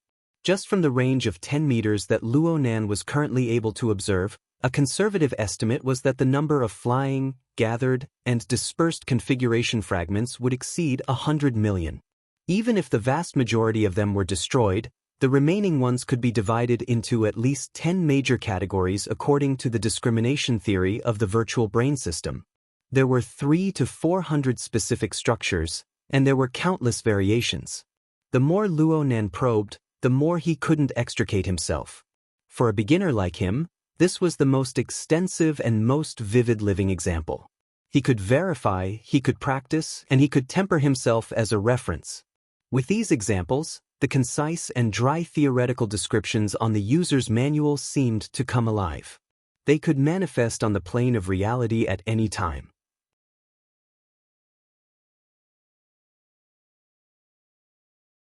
Chapter 6:13. Bang, bang, bang. The dull thuds were mixed with the man's rapid breathing. The inside of his lungs and the outside of his sweat were both evaporating and burning violently. Phew, phew, the human body has always been a clumsy assemblage, heh. The continuous heavy punches landed on the thick boxer target. Not only were they hitting the thick material, but they were also colliding with the aura of the young expert behind him, which was as heavy as a mountain. The rebounding force was almost suffocating. However, Black Wolf still wanted to speak. In the noisy environment, his voice was unconsciously getting louder, and his emotions became more and more agitated. Decades of cutting-edge research? Phew, it all proves this point. From the human body structure to genetic inheritance. Phew, you're a completely illogical ghost. Like. Bang, bang, bang. Black Wolf's punches were faster and fiercer than the one before. His clash with the boxer target also became more intense. His exchange with his sparring partner was already close to a confrontation. The two of them changed their footwork and moved their bodies, exceeding the standard of boxing champions in the normal world. The sparring partner's head blocked behind the boxer target and replied in a muffled voice, "The physical side is not weaker than the mental side." Upper limit, upper limit. Black Wolf jumped to attack, but he grimaced because of the pain in his spine. His punches were a little weaker, but his voice was getting louder and louder. How can a lousy foundation build a skyscraper? It's still a barbaric growth period. In the near future, phew, again. Enough, enough, brother Black Wolf. I've had enough for today. The sparring partner could not take it anymore, not with his fists, but with his emotions. He jumped back, indicating that he should rest for a while. Black Wolf's bare upper body was already steaming. Beads of sweat hung on his eyelids. He bent over and gasped for breath. He only raised his eyelids and looked at the young sparring partner in front of him who was stronger than him. Phew, phew, Lei, do you think that I look down on the physical side while I'm tired like a dog here? My words and actions don't match? Ah, no such thing. Shui Lei took off the boxer target and wiped the sweat on his face. Actually, our dojo master said something similar. Oh? Shui Lei smiled. Dojo master, you said that there is a limit to the human body, and you want me to come into contact with the exoskeleton technology to fully connect with the times, so I came to this training center? Your dojo owner runs a dojo, right? Not bad. Not only are you adept at imparting martial arts, you also have such a way of thinking. Black Wolf also threw down his boxing gloves and ended the final practice. He got off the ring with Shui Lei. Actually, in ancient times, many traditional philosophies already had this understanding. Just like in Buddhism, it is said that the human body is a stinky skin bag. Isn't there a saying that goes, "Fill up the stinky skin bag all day long, when will the day come for transcendence and reach the shore?" For us cultivators, we mainly use it to overcome disasters and temper our minds. It's fine as long as it's enough. We can't hang on to this tree forever. If there's a chance, we can totally find another way.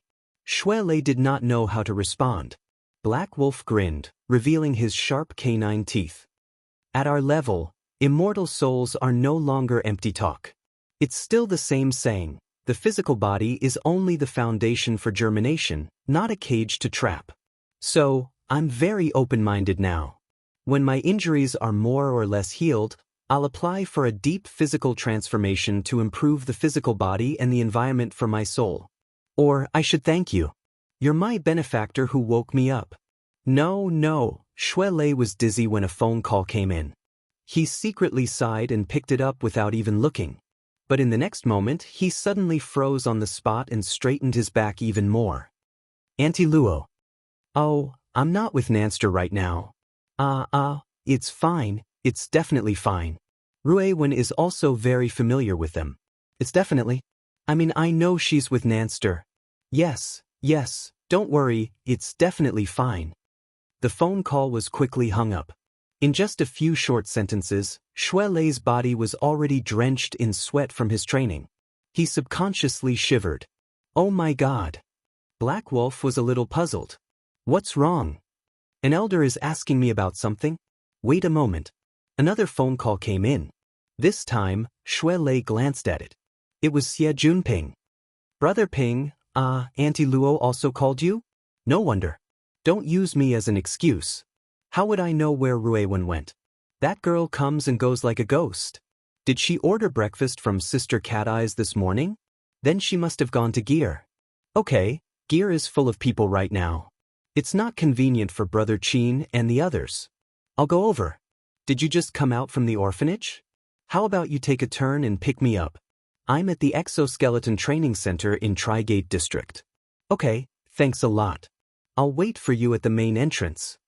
After talking for a while, Shui Lei finally straightened out the situation.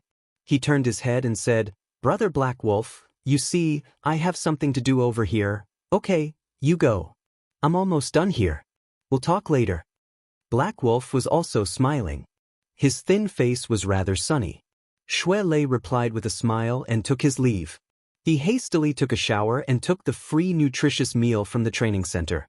He waited by the side of the road while eating. A few minutes later, he saw Xie Junping's phantom flying car drive over.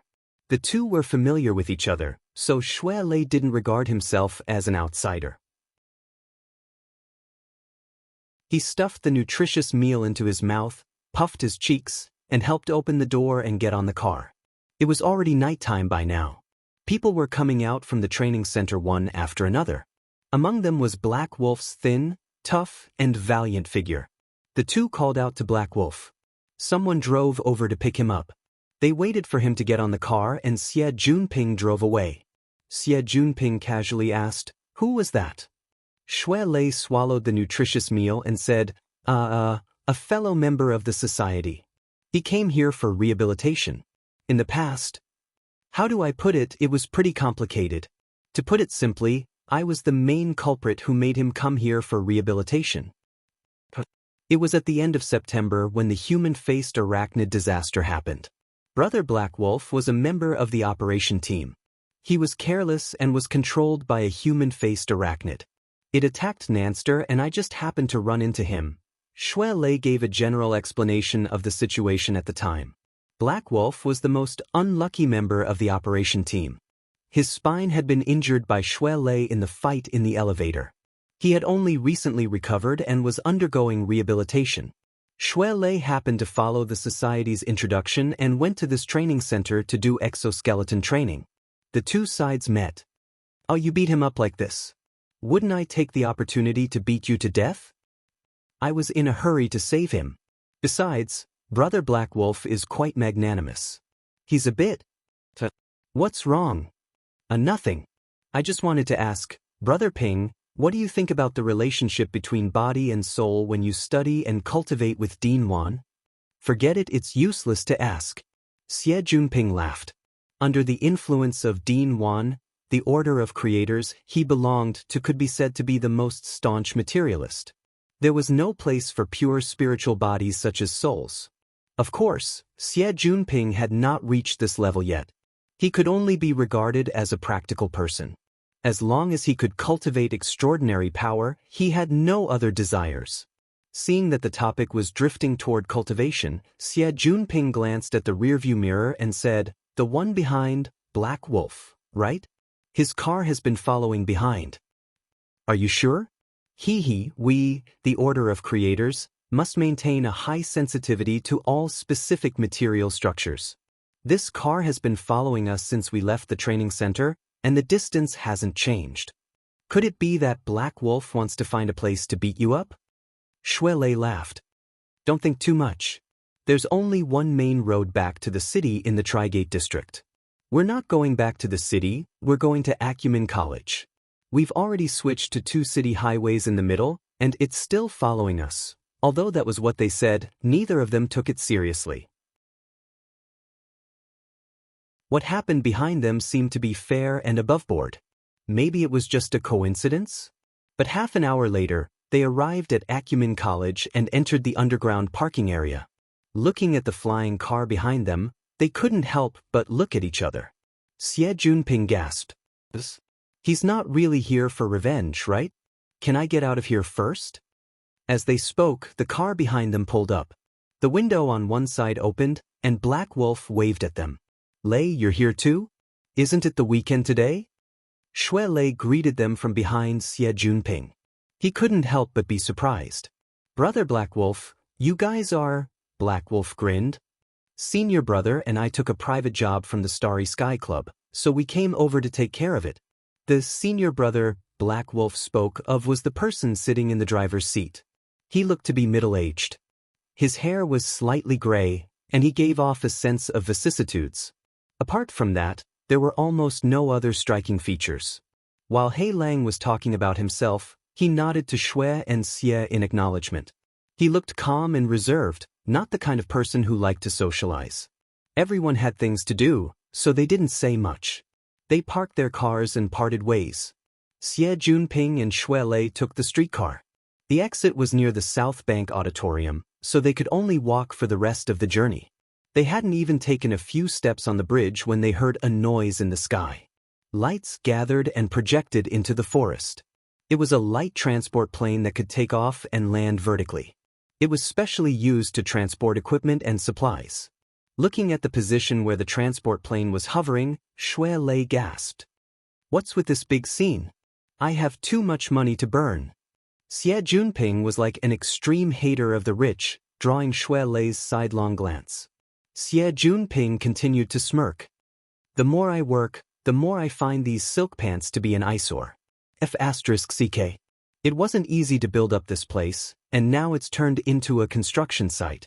Xie Junping's feelings for gear could be said to be second only to Luo Nan's. This building had been cleaned and renovated twice, and he had been the one to do it each time. He hadn't even paid this much attention to his own house. Xie Junping couldn't help but feel uncomfortable seeing the fruits of his labor change beyond recognition. He mumbled to himself as he walked inside. He walked from the forest path to the small plaza in front of him. He was just about to enter the lobby when a shadow suddenly leaped past his feet, bringing with it a gust of wind.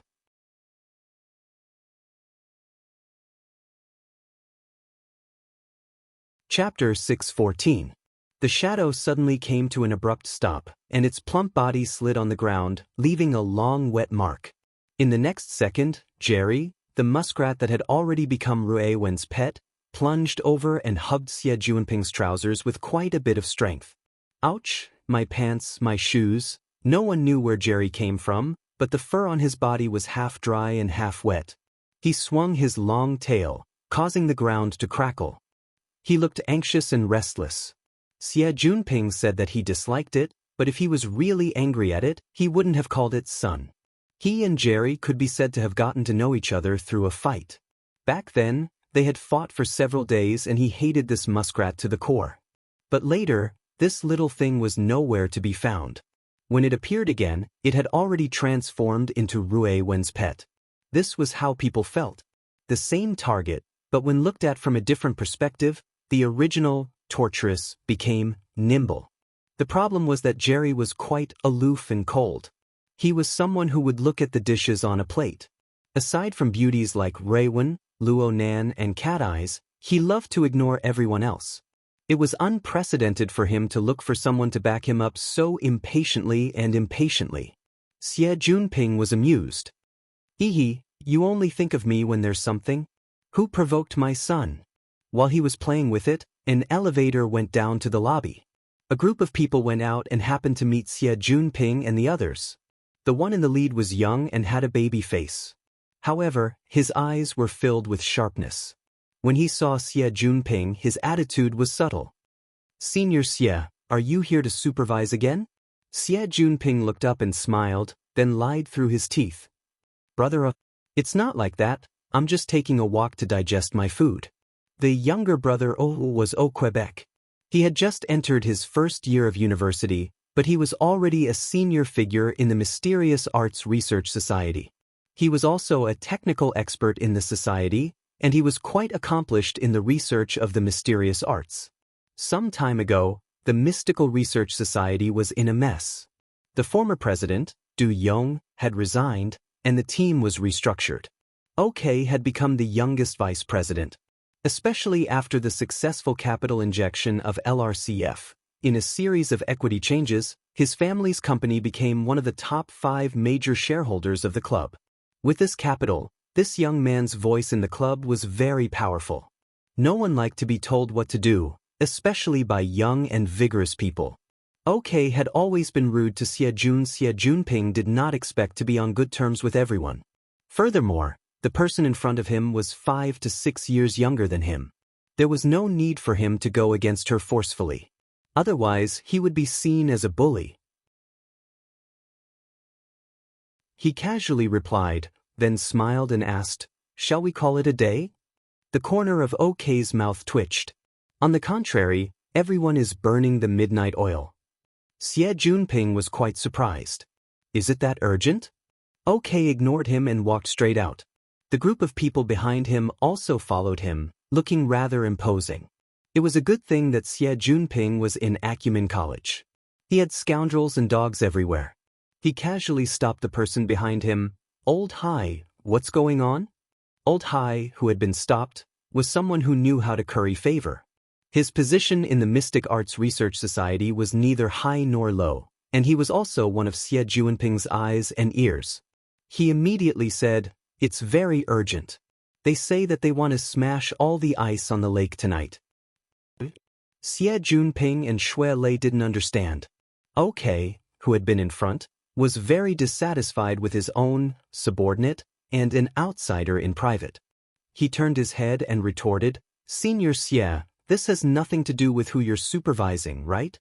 Xie Junping was not angry when he said this, but Jerry, who was under his feet, became even more irritable. It bared its teeth at OK and even let out a strange squeak. OK glanced at the little thing. "It's freezing outside. Senior, you should stay in the house and see if there are any areas that violate the rules. When you have time, you can give your pet a vaccine. Also, carry it far away so that it doesn't get eaten by the cat." With that, he walked out of the hall with large strides. Xie Junping was still not angry. Instead, he vaguely grasped a certain important point. At that moment, he didn't care about Jerry's half-wet fur. He bent down and reached out to carry the chubby little fellow in his arms. He chased after her with a cheeky smile.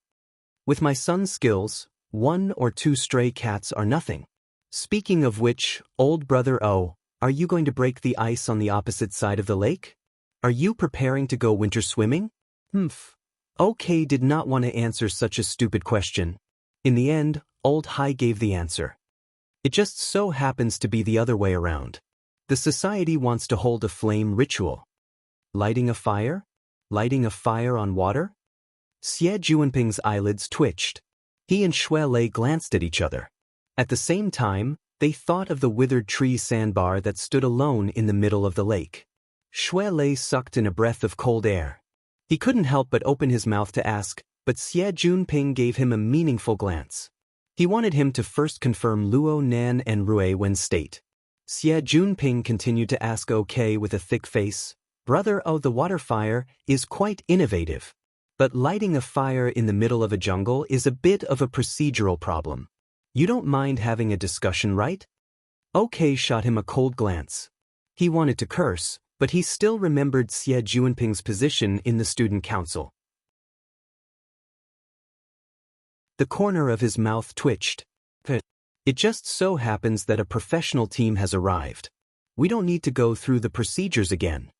At this time, there were already people coming down from the transport aircraft. They unloaded the equipment and made the preliminary preparations. It looked like it was indeed as OK said. It was a professional team. The Mystical Research Society was willing to pay the capital. They really did have the capital. Xie Junping shot them a glance and chuckled. Fine. Then we'll have a discussion on the spot. Actually, there was no need for a formal discussion. Xie Junping and his gang of scoundrels could get a general idea of what was going on. Old Hai, are you guys playing with water turning into oil? Old Hai was stuck in the middle, feeling quite awkward. He could only chuckle. It's the reconstruction and deduction of a mysterious ritual. Mysterious ritual? Xue Lei was even more surprised. OK was really impatient. Senior Xie, you're a supervisor. There's no need to include the details of our society's activities, right? Everyone has a curious heart. Xie Junping was still laughing. Old Hai, who was familiar with Xie Junping, was shocked by his shamelessness. To put it bluntly, this was the result of him getting to know Luo Nan and following Dean Wan to train. Ever since he experienced the magnificence and wonders of the inner world, he looked at the little problems in a corner of Acumen College. His attitude was completely different. In the end, OK was still young. He was extremely annoyed by Xie Junping's shameless pestering, but he couldn't find a reason to turn hostile. He simply turned his head and ignored Xie Junping. At this time, Old Hai could only continue to be responsible for explaining. We want to reconstruct and reproduce the Eleusis secret ritual. You've heard of this, right? So what if you look down on me? Don't forget, my best friend is a member of your society. Our school's student council has always been concerned about the direction of the society's activities. Xie Junping had already completed his search at the speed of light as he spoke. The Eleusis secret ritual was one of the most famous and ancient mysterious rituals of the West. Some people say that it originated in the 19th century BC. It was fused with religious mythology during the ancient Greek era to obtain a stronger vitality. Through the stimulation of the search results, Xie Junping had a faint impression of it. There was an introduction to it in the History of Religion course. Luo Nen seemed to have mentioned it some time ago. Old Hai continued to explain. He said that the Mystic Arts Research Society was preparing to reproduce this mysterious ritual in gear on the North Bank. Of course, they weren't just copying it. In fact, the details of this ritual had long since been buried in the dust of history. If they wanted to reproduce it, they could only reconstruct it creatively. Oh, great ambition. Xie Junping expressed his admiration out of politeness. Old Hai cast a glance forward and saw that OK had walked far away. He giggled and spoke in a strange tone. Under the stimulation of male hormones, it's strong and straight. Huh? Old Hai smiled mysteriously. Speaking of which, Director Xie, you're no longer on the same level as us Ivory Tower people. This year, will there be? He drew a circle around the bracelet on his wrist. Those who understood this hint would understand it. Those who didn't would be confused. Fortunately, Xie Junping was a first-rate veteran. He immediately raised his eyebrows. A banquet? Old Hai gave him a thumbs up. They're getting better and better at fooling little kids. Only after saying this did he remember that there were even younger participants this year. It was Xie Junping himself who, after making a difficult decision, refused the opportunity to participate in the banquet for the first time in his life. This was because his cultivation was at a critical juncture. He could foresee a qualitative change in his life not too far away. Those excessively straightforward conquest games no longer possessed a strong attraction. He would not tell Old Hai such words. He only revealed a, smile. Old Hai was not surprised at all. He took the opportunity to tell him what he had heard. I heard that this year, it's also the theme of mysticism. Many people in our circle have won the lottery. What does this have to do with your reconstruction of the Eleusis ritual? It has a lot to do with it. Vice President O is preparing for this. He wants to amaze the world with a single brilliant feat. Did he go in the wrong direction? With the way things are over there, mysticism is just a gimmick. At the end of the day, it's still a matter of men and women. Old Hai chuckled. That should be right. I heard that he has already invited President Tang to be his female companion. This is the stepping stone. President Tang? Tangy? Xie Junping was really shocked. Damn. They're almost 10 years apart. This kid is into this kind of thing? Could it be true love? There's still a backup. Our hibiscus flower. Fei Jin? Isn't she about to graduate? I understand. It's indeed true love. He had just come of age and was already in such a hurry to expose his taste. This kid was still immature. In comparison, the other younger one seemed to be about the same. He was overthinking. I still have to sort out the logic here. The banquet isn't going to be held here. Old Hai was surprised. You don't know? This year's main venue is set to be at Cloud City Water Village.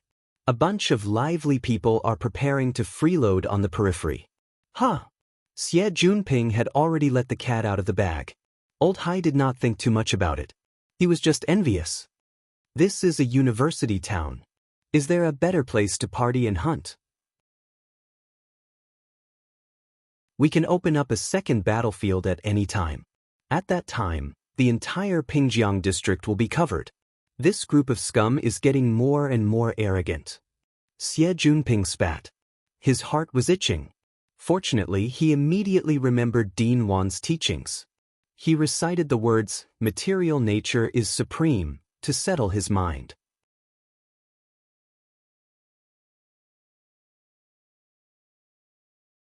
Chapter 6:15. Before Xie Junping could figure out what was going on, Jerry struggled to jump out from his arms. It slithered down to the ground like a wisp of smoke. It crossed the dense barrier of trees with a few steps and leaped onto the surface of the lake. It didn't care about the different layers of ice on the surface of the lake. It dashed towards the center of the lake. Son. Jerry? Xie Junping didn't manage to catch it, nor did he call it back. He just watched helplessly as the muskrat disappeared into the darkness. Everyone is very busy.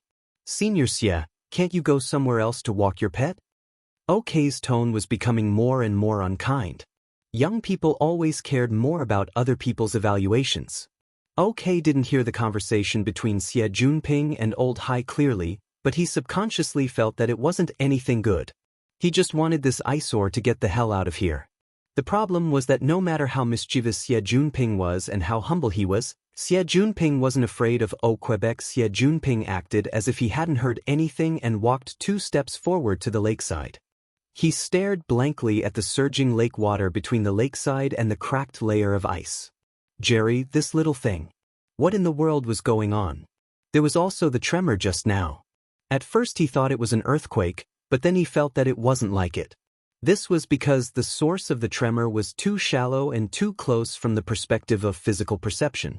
After a rough calculation of the location, it seemed like Luo Nan's worrisome. Xie Junping let his imagination run wild by the lakeside. OK didn't get a response, so his mood worsened. Unfortunately, he couldn't really shed all pretense of cordiality. He could only suppress his anger and give an order to the captain of the engineering team beside him. The de-icing operation and the subsequent anti-freezing measures are your specialties. It's your job. However, we have very high requirements for the operation. All operations must conform to our pre-designed ideas. It was hard for him to not be in a good mood. However, the engineering captain knew that this was a big client. Anything could be discussed if there was money to be made. He chuckled in response. This afternoon, the engineering team used integrated mapping equipment to complete the topography of the lake area. They had also received the Mystic Arts Research Society's blueprints. They pulled them out and communicated with OK and the others on a few specific issues. Xie Junping saw this scene. This was what he wanted to know. He rushed over to take a look. There were rigorous and neat engineering drawings, and there were also mysterious magic arrays.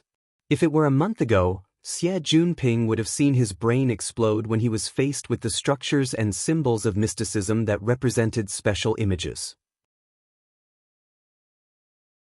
But right now, under the influence of Dean Wan's fundamental studies of matter properties, even if he did not know much about some of the special symbols, he could basically guess 60 to 70% of them by observing their structure and direction. Of course, This was also because a group of amateurs had limited skills. As he watched, Xie Juanping's expression became serious.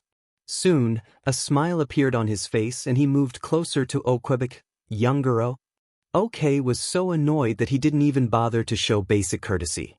He gritted his teeth and said, "Do you even want to check the construction qualification?" No need, no need. The Mystical Research Society had always been dependable. Actually, during this period of time, I've also begun to be interested in mysticism. I've also done some research in private. OK looked at him with a gaze that said, "Are you kidding me?" Xie Juanping winked at him and slid his hand on the projection of the design drawings. From the design drawings, this is a combination of magic arrays. It's not complete enough.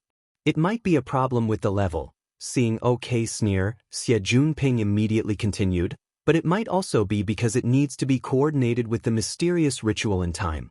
If it can really be activated, I think that the extraordinary, the direction of magic power should be from the four sides of the lake to the center of the lake.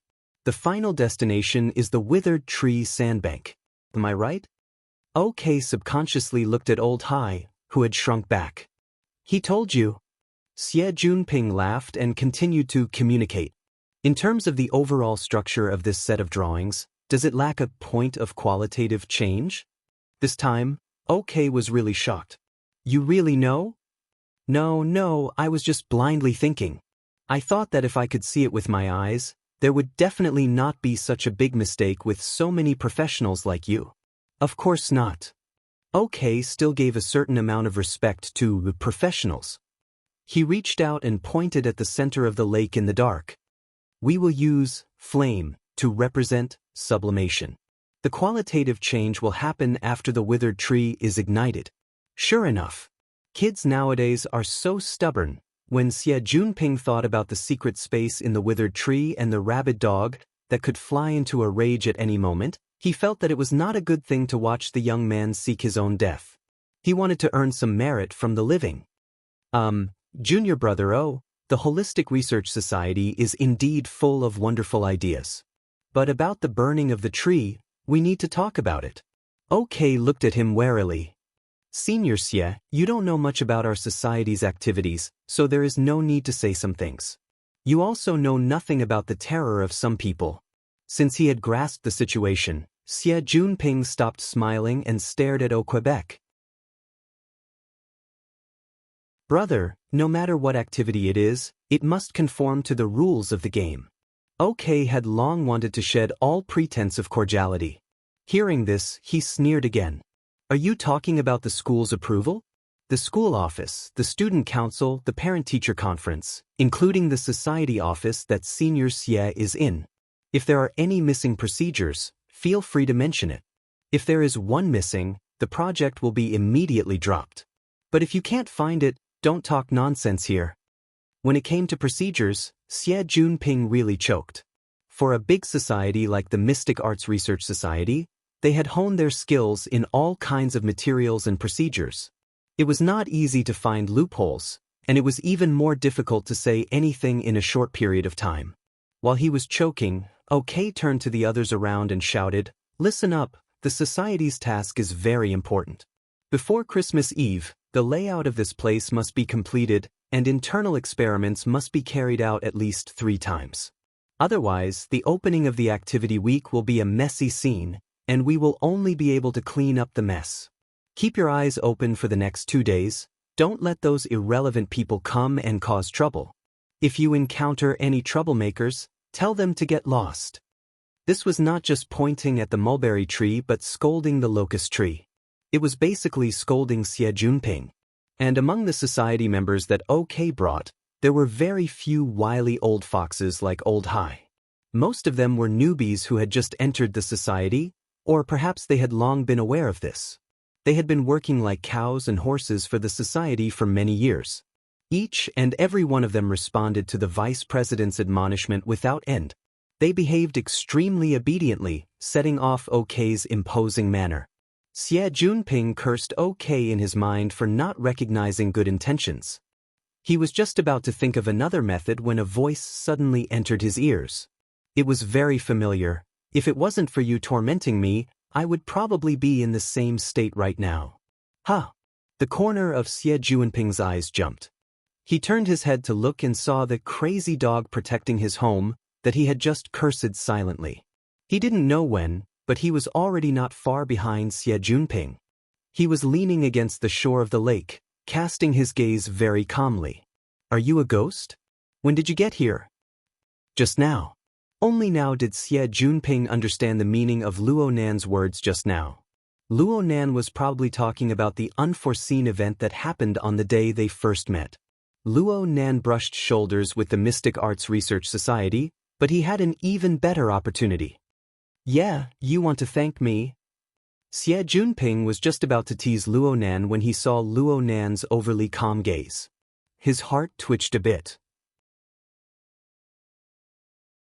Speaking of which, Luo Nan was a master of perception that was publicly acknowledged throughout the world. Even if they were in the underground laboratory, this bit of distance was completely meaningless to him. And from multiple channels of information, Luo Nan seemed to be getting more and more used to using his fists to solve problems. Could it be that a murder was going to happen at Gear tonight? He subconsciously wanted to ease the atmosphere. Let's not get angry with a child. Hey, you came out wearing this? Xie Junping suddenly noticed that Luo Nan's upper body was only wearing a thin shirt despite the freezing weather.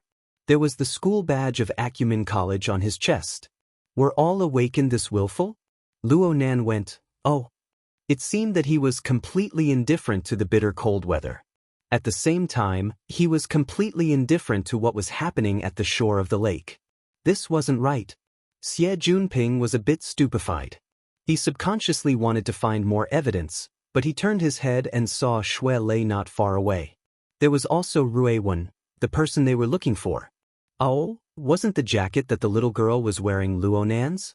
He couldn't see anything else clearly due to the dim lighting. From the looks of it, could it be that she accidentally fell into the water? Xie Junping didn't have the time to think too much at this moment. OK had finished venting his temper at the group of laborers, and he saw a few more people appear at the shore of the lake. It must be known that he had just said that he was going to get rid of the miscellaneous people. Wasn't this a slap to his face? OK's baby face turned green. He was just about to open his mouth to berate Luo Nan. Luo Nan suddenly walked up to him. Vice President. As a member of the society, I wish to express my opinion. Xie Junping cried out in his mind, oh no. OK was stunned for a moment. Only now did he clearly see Luo Nan's face. Luo Nan was more or less a celebrity figure in the Mystic Arts Research Society. Everyone knew that he had borrowed someone else's identity to enter the society. Not to mention his ability, his connections were certainly solid. OK's brain spun for a while before he realized that Luo Nan and Xie Junping were on the same side from the start. But during this moment of stupefaction, Luo Nan had already continued speaking. I participated in the reconstruction of the basic design of the Eleusis mystic apparatus. I also analyzed and calculated the basic framework of the Star of David. I didn't consider supernatural powers at the time, or perhaps I should say the problem of magical powers. It doesn't have the capacity to carry this. It's impossible to go from 0 to 1. It's even more impossible to sublimate from 1 to 100. If the Star of David is still the key structure of the mystic apparatus, then there's no need for us to waste our efforts. What nonsense are you spouting? OK instinctively berated. But when he saw Luo Nan's eyes in the darkness, he felt an indescribable emptiness in his heart. His voice dropped 2 octaves. How laughable! The final structure optimization was guided by a true master of the mystic arts? Then did the master advise you that this is just a dazzling trick at most? It's more suitable for amusing people indoors. It's not something that can be piled up into a different result by simply enlarging the scale. The one who spoke these words was not Luo Nan. Instead, it was a young woman with a rather pleasant voice. However, the most eye-catching thing was that the newcomer approached from afar. When she arrived at the lakeside, she went directly to Luo Nan's side. She gently pulled on the crook of Luo Nan's arm and kissed him. Luo Nan's brows furrowed for a moment. OK looked as if he had been struck by lightning. His baby face was flushed red with shame and indignation. Even his voice became sharp. Senior? Senior Sister Faye. Xie Junping shivered. In an instant, the lakeside seemed to have entered the filming location of a third-rate melodrama. The atmosphere of the early stages completely collapsed.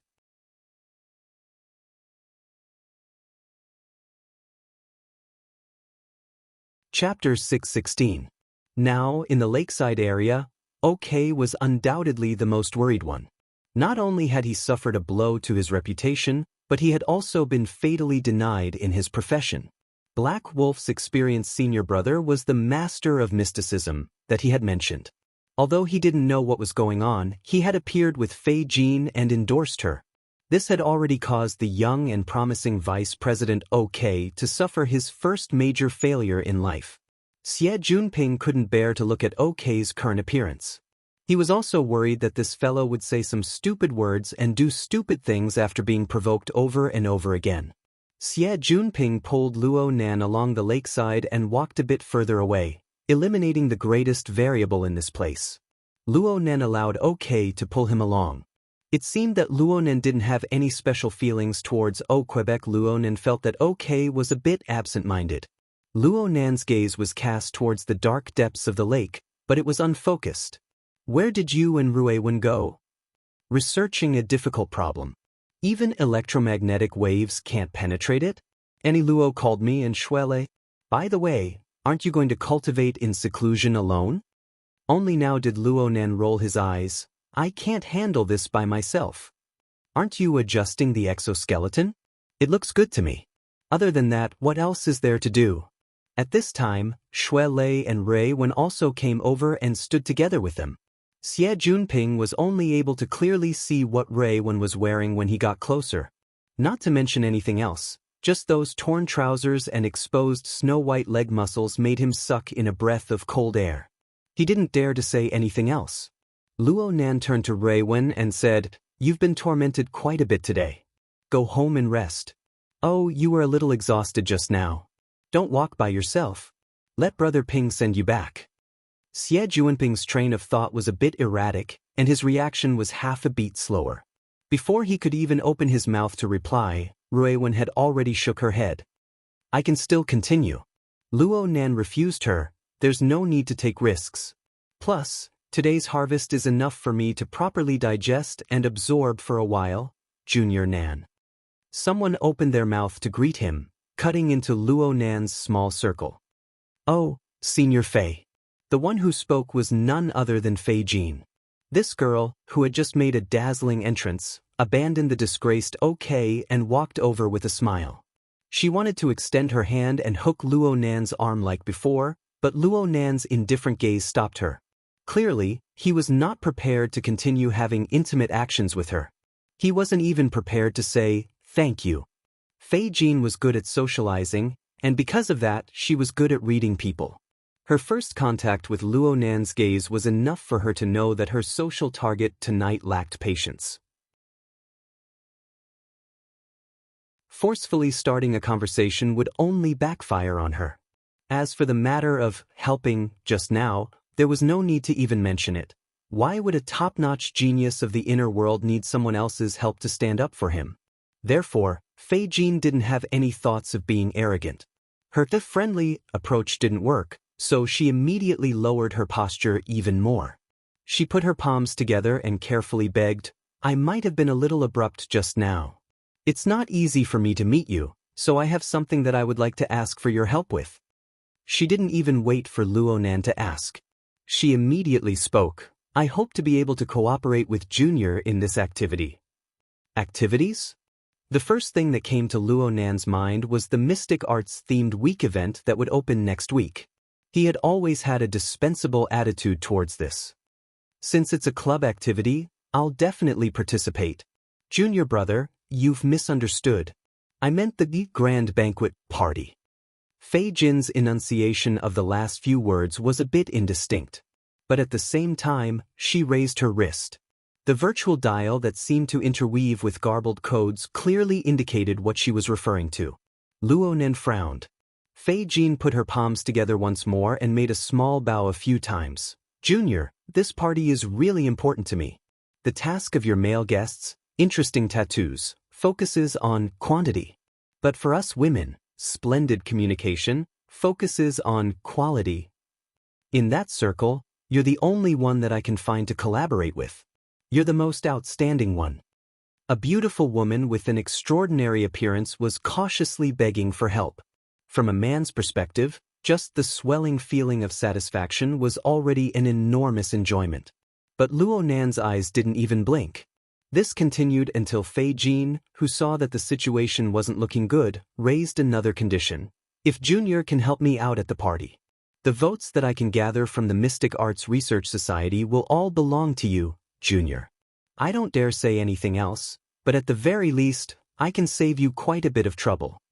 Luo Nan's eyebrows twitched. This is fine. Such a straightforward attitude caught Fei Jean off guard. She only came back to her senses after they added each other as friends. And by this time, Luo Nan had already directly said goodbye to her and invited her to leave. It was probably because Fei Jean rarely received this kind of treatment. It took a lot of effort for her to maintain her smile without fading. She just left in a bit of a hurry. Xie Junping watched from the side in a daze. Can these two be equal? That's not the point. Luo Nan didn't care whether Fei Jean had gone far or not. He minded his own thoughts and plans. There are too many things that need to be considered. I need to fix my sensing mode in the shortest amount of time possible. Whether it's the society or the feast, I need to save as much trouble as I can. It's better if I can push them off. Xie Junping didn't understand what fixing my sensing mode meant for a time, but he understood Luo Nan's perfunctory attitude towards Fei Jean. Then why did you agree? I didn't want to talk too much. Plus, she understands everything. Luo Nan's unspoken words were, since Fei Jean had contact with the people of the inner world, she certainly understood Luo Nan's position. She should know what to do and what not to do in her heart. Xie Junping curled his lips. You've explained so much to me. Should I express my honor? Another person appeared on the stage just as Luo Nan finished speaking. It's a great honor to be able to meet Mr. Luo. This time, it was Black Wolf Sr. This person's attitude was quite proper compared to Fei Jean. When he bowed in greeting, he had a tone that was neither servile nor overbearing. My name is Huanhua. I'm a wandering magician. Mr. Huanhua. Luo Nan maintained a basic level of respect towards his fellow practitioners of the inner world. Mr. Luo's hypotheses and reasoning regarding the mental world are too brilliant, especially the cage theory. Whether it's inside or outside, it possesses limitless potential. It truly is a genius idea. I believe that this will be a brand new entry point for humans to explore, temper, and entrust their souls. Huanhua appeared to be a mature and steady person from the outside, but he didn't skimp on praising the contents of Luo Nan's lecture. He gave off the feeling that he approved of Luo Nan from the bottom of his heart. Luo Nan had seen this sort of attitude many times since his lecture on the 14th. He was able to face it calmly and gave his thanks once more. Huanhua knew his limits very well. He didn't have any intentions of having a deep conversation with Luo Nan. He just said, I've always wanted to personally experience Mr. Tang Luo's soul lessons. Unfortunately, I will be leaving Xia City tonight. I can only leave this wish for the future. Huanhua bowed once more after he finished speaking and walked away in a straightforward and efficient manner. Black Wolf, who was following behind him, greeted Luo Nan, Shuelei, and the others before leaving with Huanhua.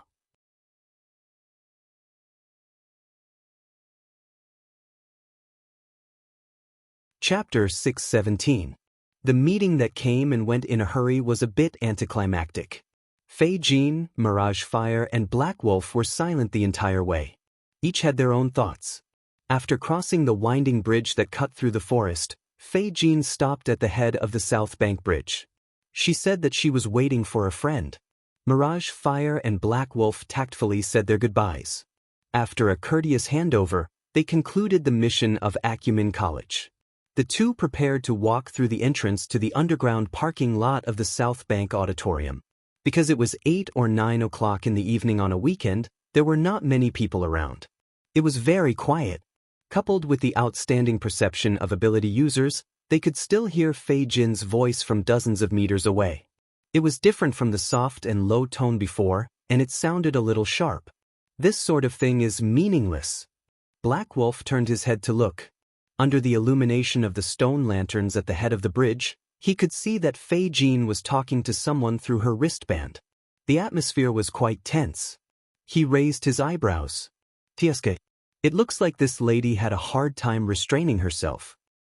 Don't worry about other people's business. Mirage Fire didn't even turn his head. He just walked straight ahead. Black Wolf shrugged. I just find it strange. This mission is too simple. We are the consultants of the Starry Sky Club. How can we just say these few words from beginning to end? There's nothing for me to do. Maybe it's better to stay at the training center at night. Mirage Fire turned his head to look at him. Isn't dealing with Mr. Luo the most difficult thing in Xia City? If you aren't with us, who knows how much more effort it would take to get rid of this misunderstanding. Luo Nan. I heard from Ying that he's usually a weak otaku, but he always overreacts to external stimuli. He's probably the type that doesn't understand the rules of doing things. He acts completely according to his own emotions. Mirage Fire lowered his head and laughed. Mr. Luo is a universally recognized master of perception. Do you think he can hear us across the river? Black Wolf grinned. He's not that petty. Though he said this, Black Wolf changed the subject. Senior, you're leaving tonight, right? I'll take you to the airport. I would have taken you even if you didn't mention it. At least help me return the rental car. Also, I'm not going to the airport. I'm going to the dock. Huh. The order has made some last-minute arrangements. They need me to go on a mission in the seas outside of Xia City. If things go smoothly, I might be able to make a detour to Ocean City and take a plane to the New World from there. Black Wolf replied with an "oh," and did not take it too seriously. Ability users like them would always have some strange things to do. Then I'll go with you to the dock and return your car to the car rental company. Actually, Black Wolf knew that the car rental shops in Xia City had value-added services such as driving or remote summoning services. However, chatting with senior brother Mirage Flame for a while and listening about soul cultivation techniques was always a good idea. The two of them found the flying car in the underground parking lot. This time, Black Wolf sat in the driver's seat. When the car followed the instructions and entered the exit lane, the wind whistled behind them, and a silver-gray supercar swept past them. The side window of the sports car was open, and they could see the fashionable woman in the driver's seat. It was Fei Jin, who had just bid farewell to them not long ago. The air currents from the sports car blew her long, curly hair, making her look dazzling and charming.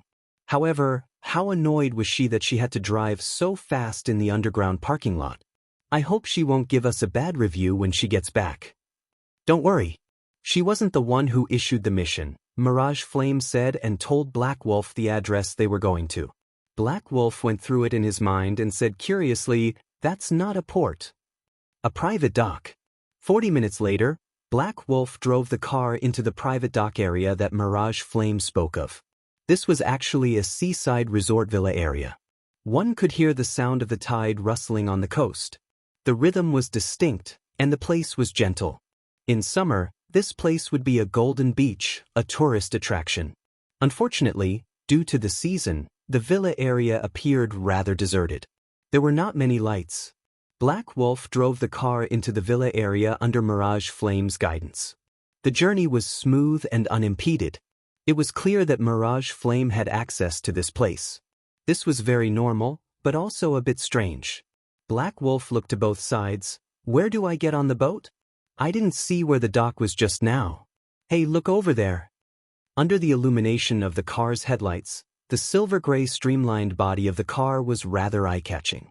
Black Wolf felt that this car was very familiar. He was a member of the Xia City branch operation team, so he had a very good memory. He looked at the license plate and concluded, it's that Miss Fei. It's that Miss Fei who's been suppressed miserably. What a coincidence. Is she here to meet her lover? Don't worry about others. Mirage Flame signaled Black Wolf to stop the car. The two got off the car one after another. Then, Mirage Flame pointed to the detached villa next to them. "This is it." Black Wolf laughed in spite of himself. "Senior, are you driving this house to the sea?" Mirage Flame responded seriously, "This is the ticket hall." Black Wolf didn't understand. He just followed Mirage Flame subconsciously. Mirage Flame was very familiar with this place. He also had the corresponding access. He crossed the front yard in 2 or 3 steps and opened the front door of the villa. The lights in the villa were always on. After the door opened, the gentle light seeped out from the room and elongated Mirage Flame's shadow. The shadow extended to Black Wolf's feet. "A secret base," Black Wolf mumbled. He already had a guess in his mind. Mirage Flame didn't go to the sea through proper channels. This was nothing. This was normal in the inner world. Black Wolf was even a bit happy. Being able to follow him here meant that in Mirage Flame's eyes, he already had the qualifications to enter the villa. He walked through the door, and before he could look at the decorations inside, Mirage Flame suddenly remembered something. I left my tool bag in the car. I'll go get it." "Forget it. You don't know which one it is. Give me the key. Sit in the living room for a while. There should be fruits there." Mirage Flame took the key and walked back. Black Wolf shrugged.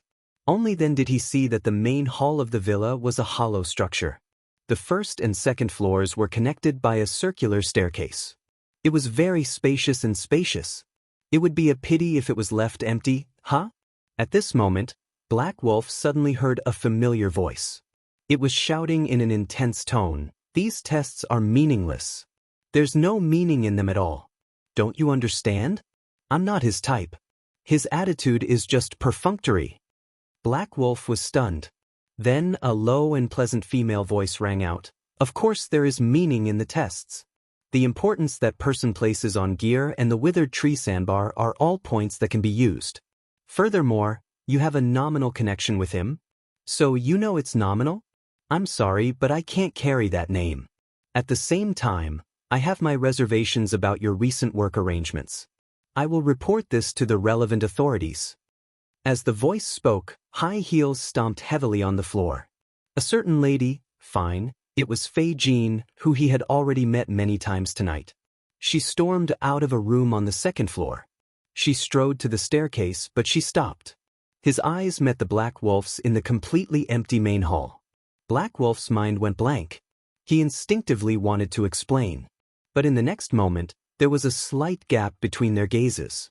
It was also at this moment that a strong sense of fear rapidly spread from her eyes to her entire face. Not good.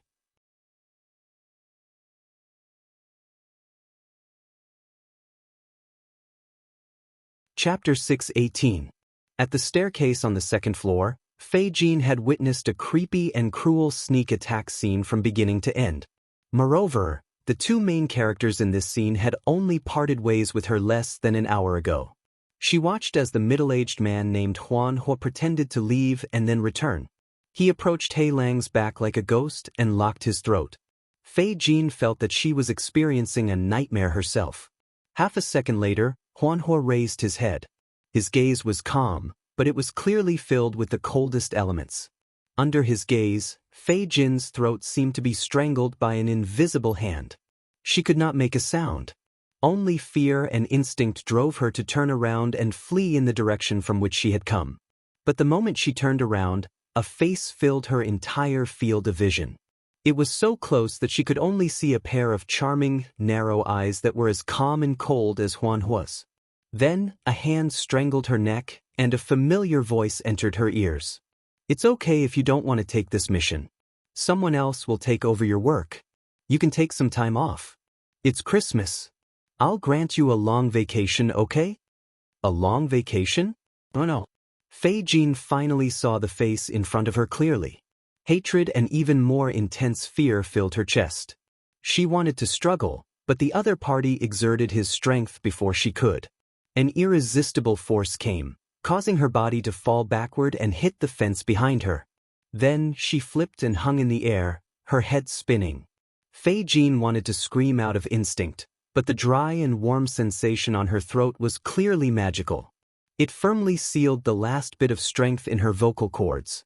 She could only open her eyes wide and let the decorative background of the main hall of the villa and the familiar yet strange face on the second floor twist and weave together. Finally, the bizarre scenery and the corresponding fear broke the string of her will.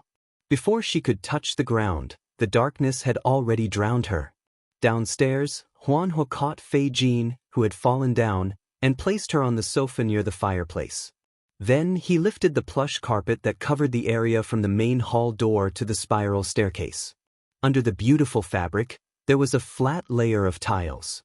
However, the structure of this layer of tiles looked very complicated. Every tile had a different shape, but they were joined together seamlessly, forming a complex and strange graphic structure. The internal structure of this area was indescribable. It was a long and narrow rhombus shape. Phantom Fire placed Black Wolf, who was still unconscious, at a sharp corner of the diamond-shaped area.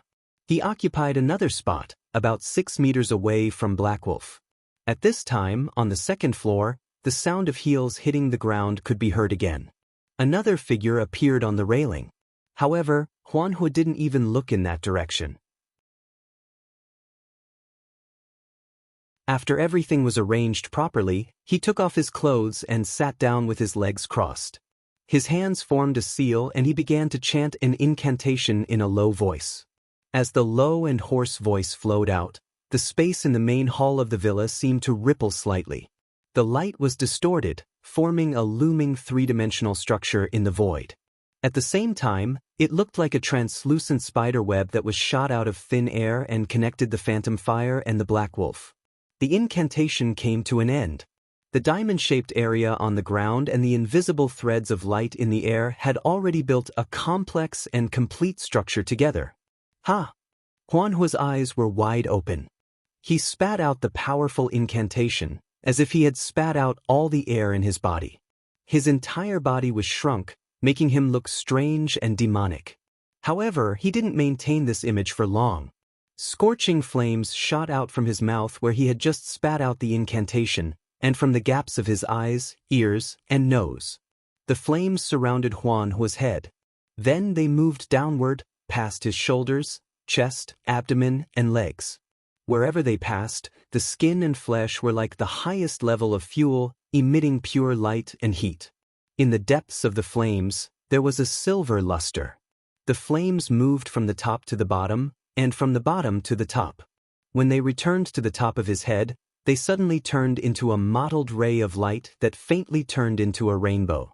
They were placed between Huanhua's head and Black Wolf's head. With a muffled bang, the flames dissipated. The place where Huanhua had been sitting was no longer a human. What was left was a metal object that looked like a human. Apart from that, there were no other traces. After a few seconds, the unconscious Black Wolf on the ground suddenly shuddered. His entire body began to twitch slightly. This state lasted for more than a minute. Then, Black Wolf opened his eyes. He moved his fingers a little, twisted his neck, and then sat up. His body swayed back and forth as if he was still dizzy, but his eyes were clear. After a short pause, he slowly got up. Ignoring the weakness in his legs, he slowly walked to the remains of Huanhua. He dismantled the metal frame with familiarity, turned it into a set of parts, and put them into his tool bag. After doing all this, Black Wolf, or Huanhua, cleaned up the scene and put the carpet back in place. Then he pushed the door open, started the car, and disappeared into the night. From the beginning to the end, he didn't care about Fei Jin, who was by the fireplace. It was as if this was the entire mission. As the car drove away, the seaside holiday villa was once again submerged in silence. But this atmosphere didn't last long. The crystal light shone down on the unconscious Fei Jin's face, reflecting the luster of youth. "That's great. You're as young as a flower. What do you think of the target I chose for you?" There were two figures at the top of the stairs on the second floor. One of them had just pushed Fei Jin down the stairs. She leaned against the fence, her camel-colored long windbreaker open, revealing a snow-white shirt and dark pants. Her short hair was thin, making her look bright and crisp. but her voluptuous body curves, as well as the 12-centimeter stilettos on her feet, still highlighted a strong feminine quality. Beside her, Inlu wore a very ordinary professional suit. Although her looks, figure, and youthfulness were superior, she still couldn't compare to this person's carefree and easygoing nature. The Blood Flame Order was currently facing a grim situation, including this person's attitude and behavior made it impossible for her to be casual. So, Inlu glared at him sternly. "Multifaceted, what do you mean?" Multifaceted smiled in response. "As you requested, I'm fighting for a chance to get close to Mr. Luo. Don't increase your physical body unless necessary." I thought this kind of simple logic didn't need to be emphasized. "Then why did you go through me?" "Through the manager of the Starry Sky Club, a person with extremely complicated social connections?" When Multifaceted, or rather, Sun Jiai, appeared in this villa, she was no longer the manager of the leisure club, but a well-known broker who roamed the various forces in the inner world. Aside from attentive service, she also had her own way of doing things when dealing with clients. You must know that the current Xia City branch is still in a loose on the outside but tight on the inside. Any ability user who can interact with a target for a long period of time is the result of going through a sieve several times. So, I believe that the true "don't increase your physical body" is to borrow the help of relevant personnel who have previously made contact with you.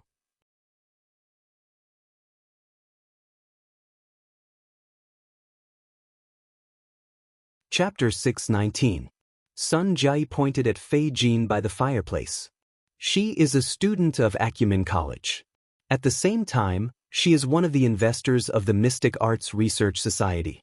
She has a relatively close relationship with the outer circle of the inner world. She can have close contact with Mr. Luo at the school and at the banquet organized recently. Moreover, the distance between them is very appropriate. You can talk about something through her. You can also do something through her. You can treat her as a communication software, but she can also be used as a more effective tool. With such a buffer, it would be great if the effect of contact is positive. Even if the effect is negative, as long as you rationally control your limits, it won't have an excessive impact on your relationship with Mr. Luo. Inlu wasn't convinced by her. Sun Jiai smiled as she faced the fierce and murderous gaze. She pointed at her own forehead.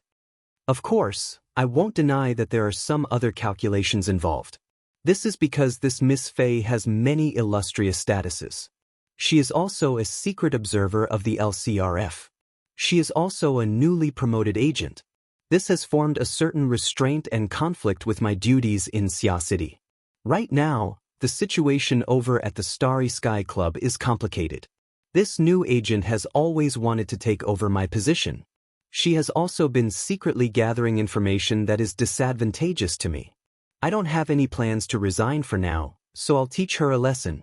The curve of Li's lips was like an unsheathed scimitar. She took a step back and continued to draw a clear line between herself and Sun Jiai. "Unfortunately, we cannot accept this reason." Sun Jiai shrugged. "It shouldn't be your turn to make this decision. Is that right, madam?" Behind Inlu, the shadow formed by the clash of light and substance shook slightly. Madame Halder's voice drifted out. It was like silk, yet it was clear and discernible. "You can try to convince me, boss." Inlu was very shocked. Why would Madame Halder, who was dozens of kilometers away, suddenly use a secret technique and directly communicate with Sun Jiai? Because of this, she quickly shut her mouth. She didn't want to sing a different tune from her own first ablatum in front of outsiders. The situation of the communication within the empty villa changed. Sun Jiai stood up straight for the first time. She gave a slight bow towards Inlu. Actually, she was giving a polite and appropriate greeting to Madame Halder's divine sense in the shadow behind Inlu. "I would be happy to expand on my ideas and advance my work. Do not increase the physical unless necessary. Humans tend to interpret and drive the world in a more efficient manner, but in fact, the scope of our willful use of this mode is very small and only exists in a narrow area of our control. Like now." Speaking up to this point, she suddenly changed the topic. Mr. Luo is under the protection of the Xia City branch. He is in close contact with Mr. Luo. He is under the protection of layers upon layers of the Xia City branch. Recently, there were very few people who made such a high technical request, and the reward was sufficiently generous. That's why I'm giving you a corresponding value-added service for free. The soul transfer array here will allow you to save more effort and be more discreet. Out of professional consideration, I must mention the sponsor of the product, a secret organization that has been quite active recently, the Soul Cult. Soul Cult? Yin Lu repeated subconsciously. Sun Jai smiled. Just the Soul Cult. If you are willing or must use this product, I can give a further explanation. In the shadows, Lady Halder said coldly, "No, there is no need. I just need a reason to continue our partnership. I'm a broker. I don't presume any standpoint, and I possess sufficient professional ethics. That's enough." Sun Jai spread her hands. She seemed innocent and free and at ease, but she could only shrug when faced with the gaze of disregard. Sometimes, I tend to make my work simple. I combine and reorganize matters that are related to secrets, and I advance them as a whole. Just like tonight. You wish to obtain an opportunity to make contact with Mr. Luo. The Soul Cult requests an opportunity to infiltrate the Xia City branch. At the same time, the Soul Cult is very interested in making contact with you. They even have plans and needs that are further advanced. I use the physical of an event to coordinate and combine these three matters to achieve the greatest efficiency. I believe that this is a true example of do not increase the physical unless necessary. Is that so? In the shadows, Lady Halder's thoughts turned bone-piercingly cold. You attempted to direct our actions and directly exposed our secret intentions. Is this what you call professional ethics? Inla didn't say a word as she acted as a long-distance carrier. Dark red flowing light shuttled and interweaved within her pupils. Her aura was abnormally withdrawn. She had already completed her preparations to attack at any moment. I believe that this is the foundation of our many years of cooperation. It's the second value-added service that I'll give you for free. Madam, you actually don't know that the Soul Cult has their eyes on you? Flames swirled within Inli's eyes, but her feet didn't move an inch. Perhaps her thoughts were the same. Sun Jai continued to speak. Perhaps the Soul Cult feels embarrassed about this situation, so they asked me to bring you a message. Right now, the Blood Flame Order isn't having an easy time. Perhaps it's time for them to look for allies, external aid, or even to find someone to rely on. You're multifaceted. Inlu subconsciously rebuked. Sun Jai took a step back. Her smile remained. I'm just a broker. I'm just a messenger. Aside from that, I have no other standpoint. Madam, if you consider their suggestions, or if you simply need more information regarding the Soul Cult, you can find me. The method of contact remains the same, and the price can be discounted. As she spoke, Sun Jui leisurely walked down the stairs. When she reached the bottom, she turned back. Although there's no conclusive evidence, based on our current analysis, it's very likely that Mr. Luo has the ability to sense things in a large area. Even though this place is still considered far from his current location, I still suggest that we don't cause too much of a commotion. The soul transfer array is a good choice, but if Madam insists, the Blood Flame Order's secret technique shouldn't be a problem. Oh, that's right. Before Fei Jin fainted, she had already accumulated enough fear. It's a good prerequisite for the execution of your esteemed order's secret technique. For this reason, I even self-destructed. This is also the third value-added service that I'm giving you for free. I hope Madam will remember it. After saying these words, Sun Jai left the villa. She left a large amount of doubts and strange elements behind, allowing them to fully ferment and constantly change into new components. A few seconds later, Madame Halder's thoughts manifested. Yin Lu. Boss? Secret orders aren't just any random person. Boss. The establishment of every order is supported by at least one extraordinary or an existence close to one. Otherwise, the order would have no foundation in the Abyss district.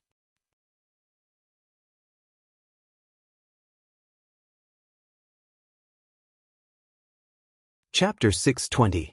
Sister, over here. Tian-Chi stood up and greeted Tian-Si from a corner of the bar. Tian-Si also saw her cousin. She carefully bypassed the bustling stream of people and walked over. I haven't seen your shadow for almost a month. Are you also in seclusion? Tian-Chi pulled out the chair where his jacket was placed and invited his cousin to take a seat. He complained incessantly, but the target of his attack was quite subtle. Tian-Si laughed. Before she could speak, Tian-Chi had already noticed the relaxed and joyful expression on her face. He lightly slapped the table. It looks like there are no problems on Grandma Pan's side. Yes, I've received the official notice. Although there's still half a year before school officially starts, I'll be following the project starting next month. Congratulations, congratulations. Grandma Pan's graduate student quota is enough to make people fight over it every year. I can only say that I was lucky. Tian-Si didn't want to talk about this topic. She called over the waitress dressed as a witch. A cup of mocha, thank you. The waitress recognized Tian-Si. She apologized softly, Senior Sister Tin, the coffee is sold out. Then a cup of hot cocoa.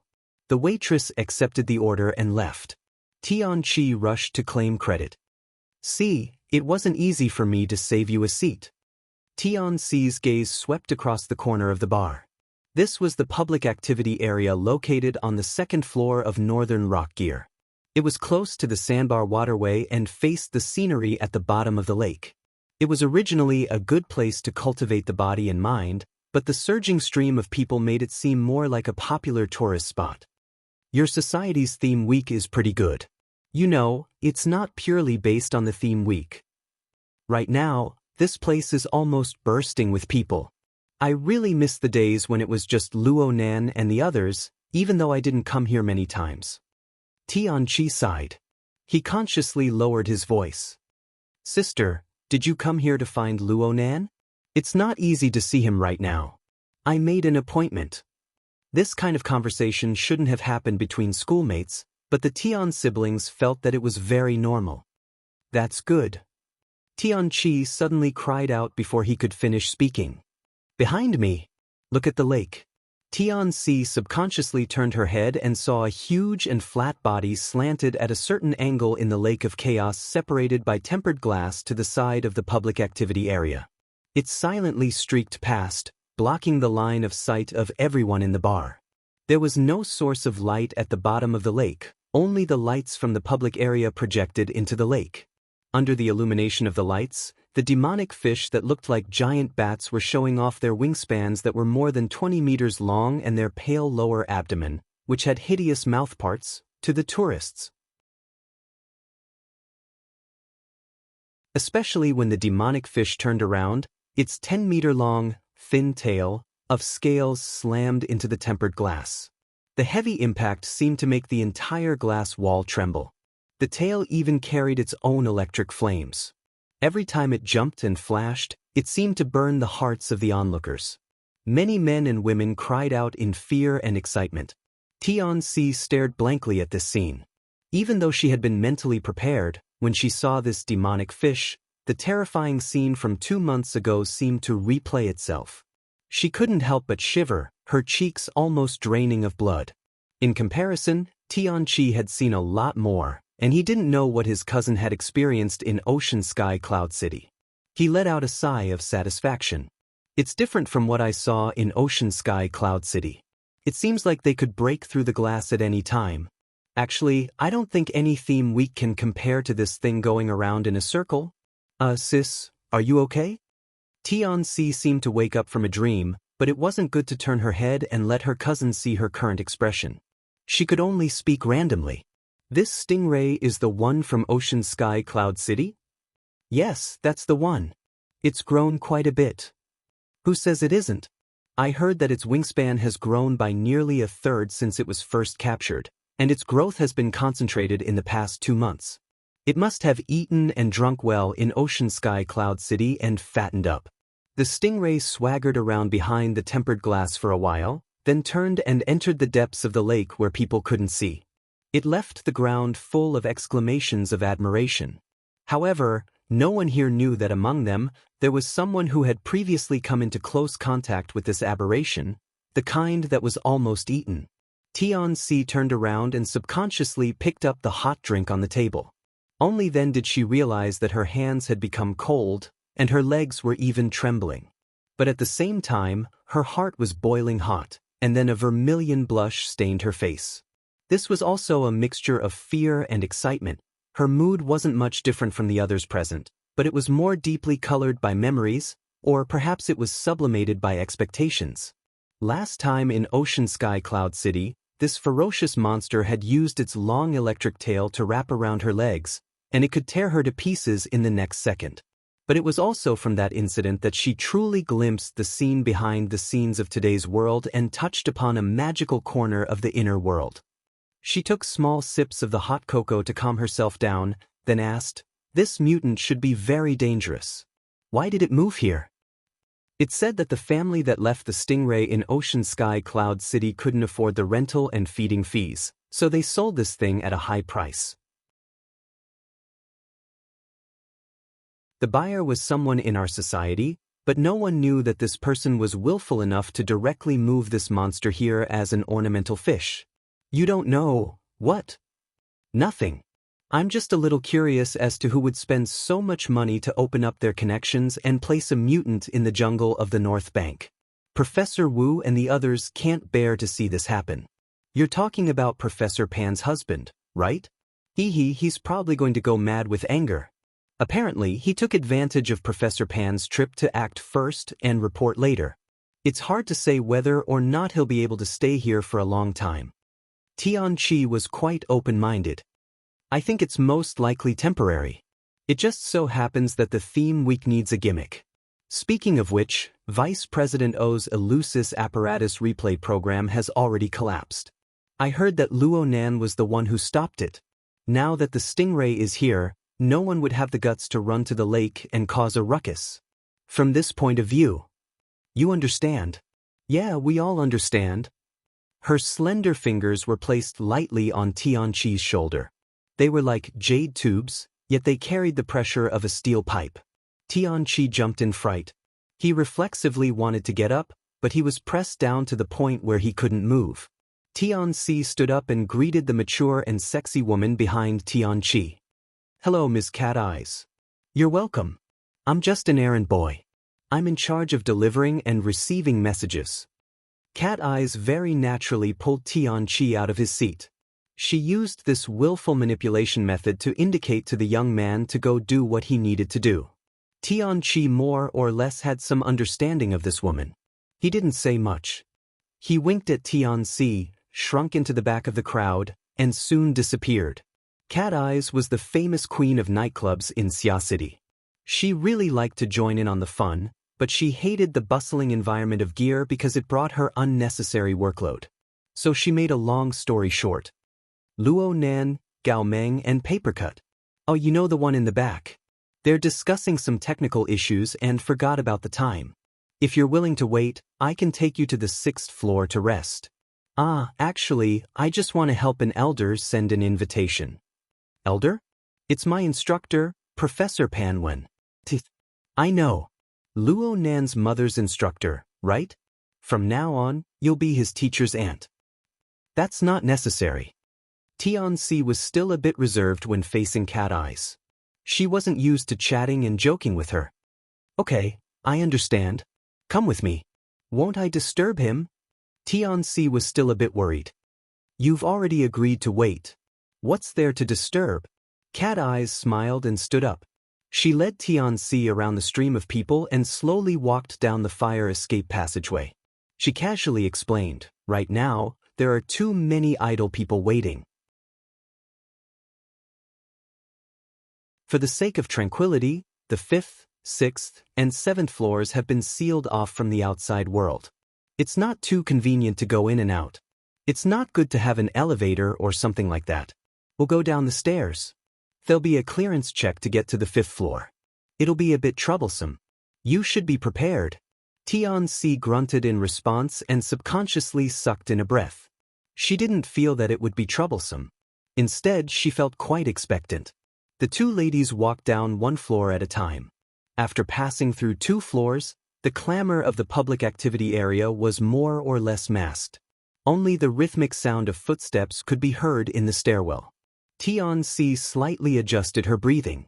She pondered for a moment on what to say when she saw Luo Nan. Actually, she had rehearsed this conversation many times before, but she still couldn't help feeling nervous and anxious at this moment. Tian-Si sighed to herself with such a state of mind. What the heart desires, there must be fear. Perhaps this was a type of blinded by greed? It was at this time that Cat Eyes spoke. You want to enter our circle? Tian-Si's inner thoughts had been exposed in a single sentence. She subconsciously shivered and raised her head to look. Cat Eyes raised an eyebrow. What's there to be nervous about? It's not like you're a bandit. If you want to do it, just say it. Do you want to become an ability user? The corner of Tian-Si's lips twitched. She laughed self-deprecatingly. Anyone can probably tell what I'm thinking. Who is the last person who could tell? Luo Nan? It was Mr. Papercut. Cat Eyes came to a sudden realization. Though she didn't participate in some matters, she still possessed the relevant information. You've crossed paths with him twice. That's right. The matter with Ocean Sky Cloud City will certainly affect you. You must have seriously considered it for you to be able to endure for so long before saying it. Actually, I didn't say it. Tian-Si didn't dare to say these words. She could only nod. Papercut is a rather steady person. He didn't blindly encourage you back then, did he? Tian-Si shook her head immediately. The matter with Ocean Sky Cloud City didn't need to be mentioned. She had yet to recover from the shock, causing her memories to be a bit messy. Her memories were especially deep and fuzzy. However, she had a clear memory of the entire matter from the get-together at Aurora Cloud City. She remembered that she had once mustered up the courage to ask Papercut, but he seemed to have intentionally avoided this topic. Cat Eyes snorted. He's quite responsible. His mind is clear. He knows that this is a field where talent is the most important. Talent?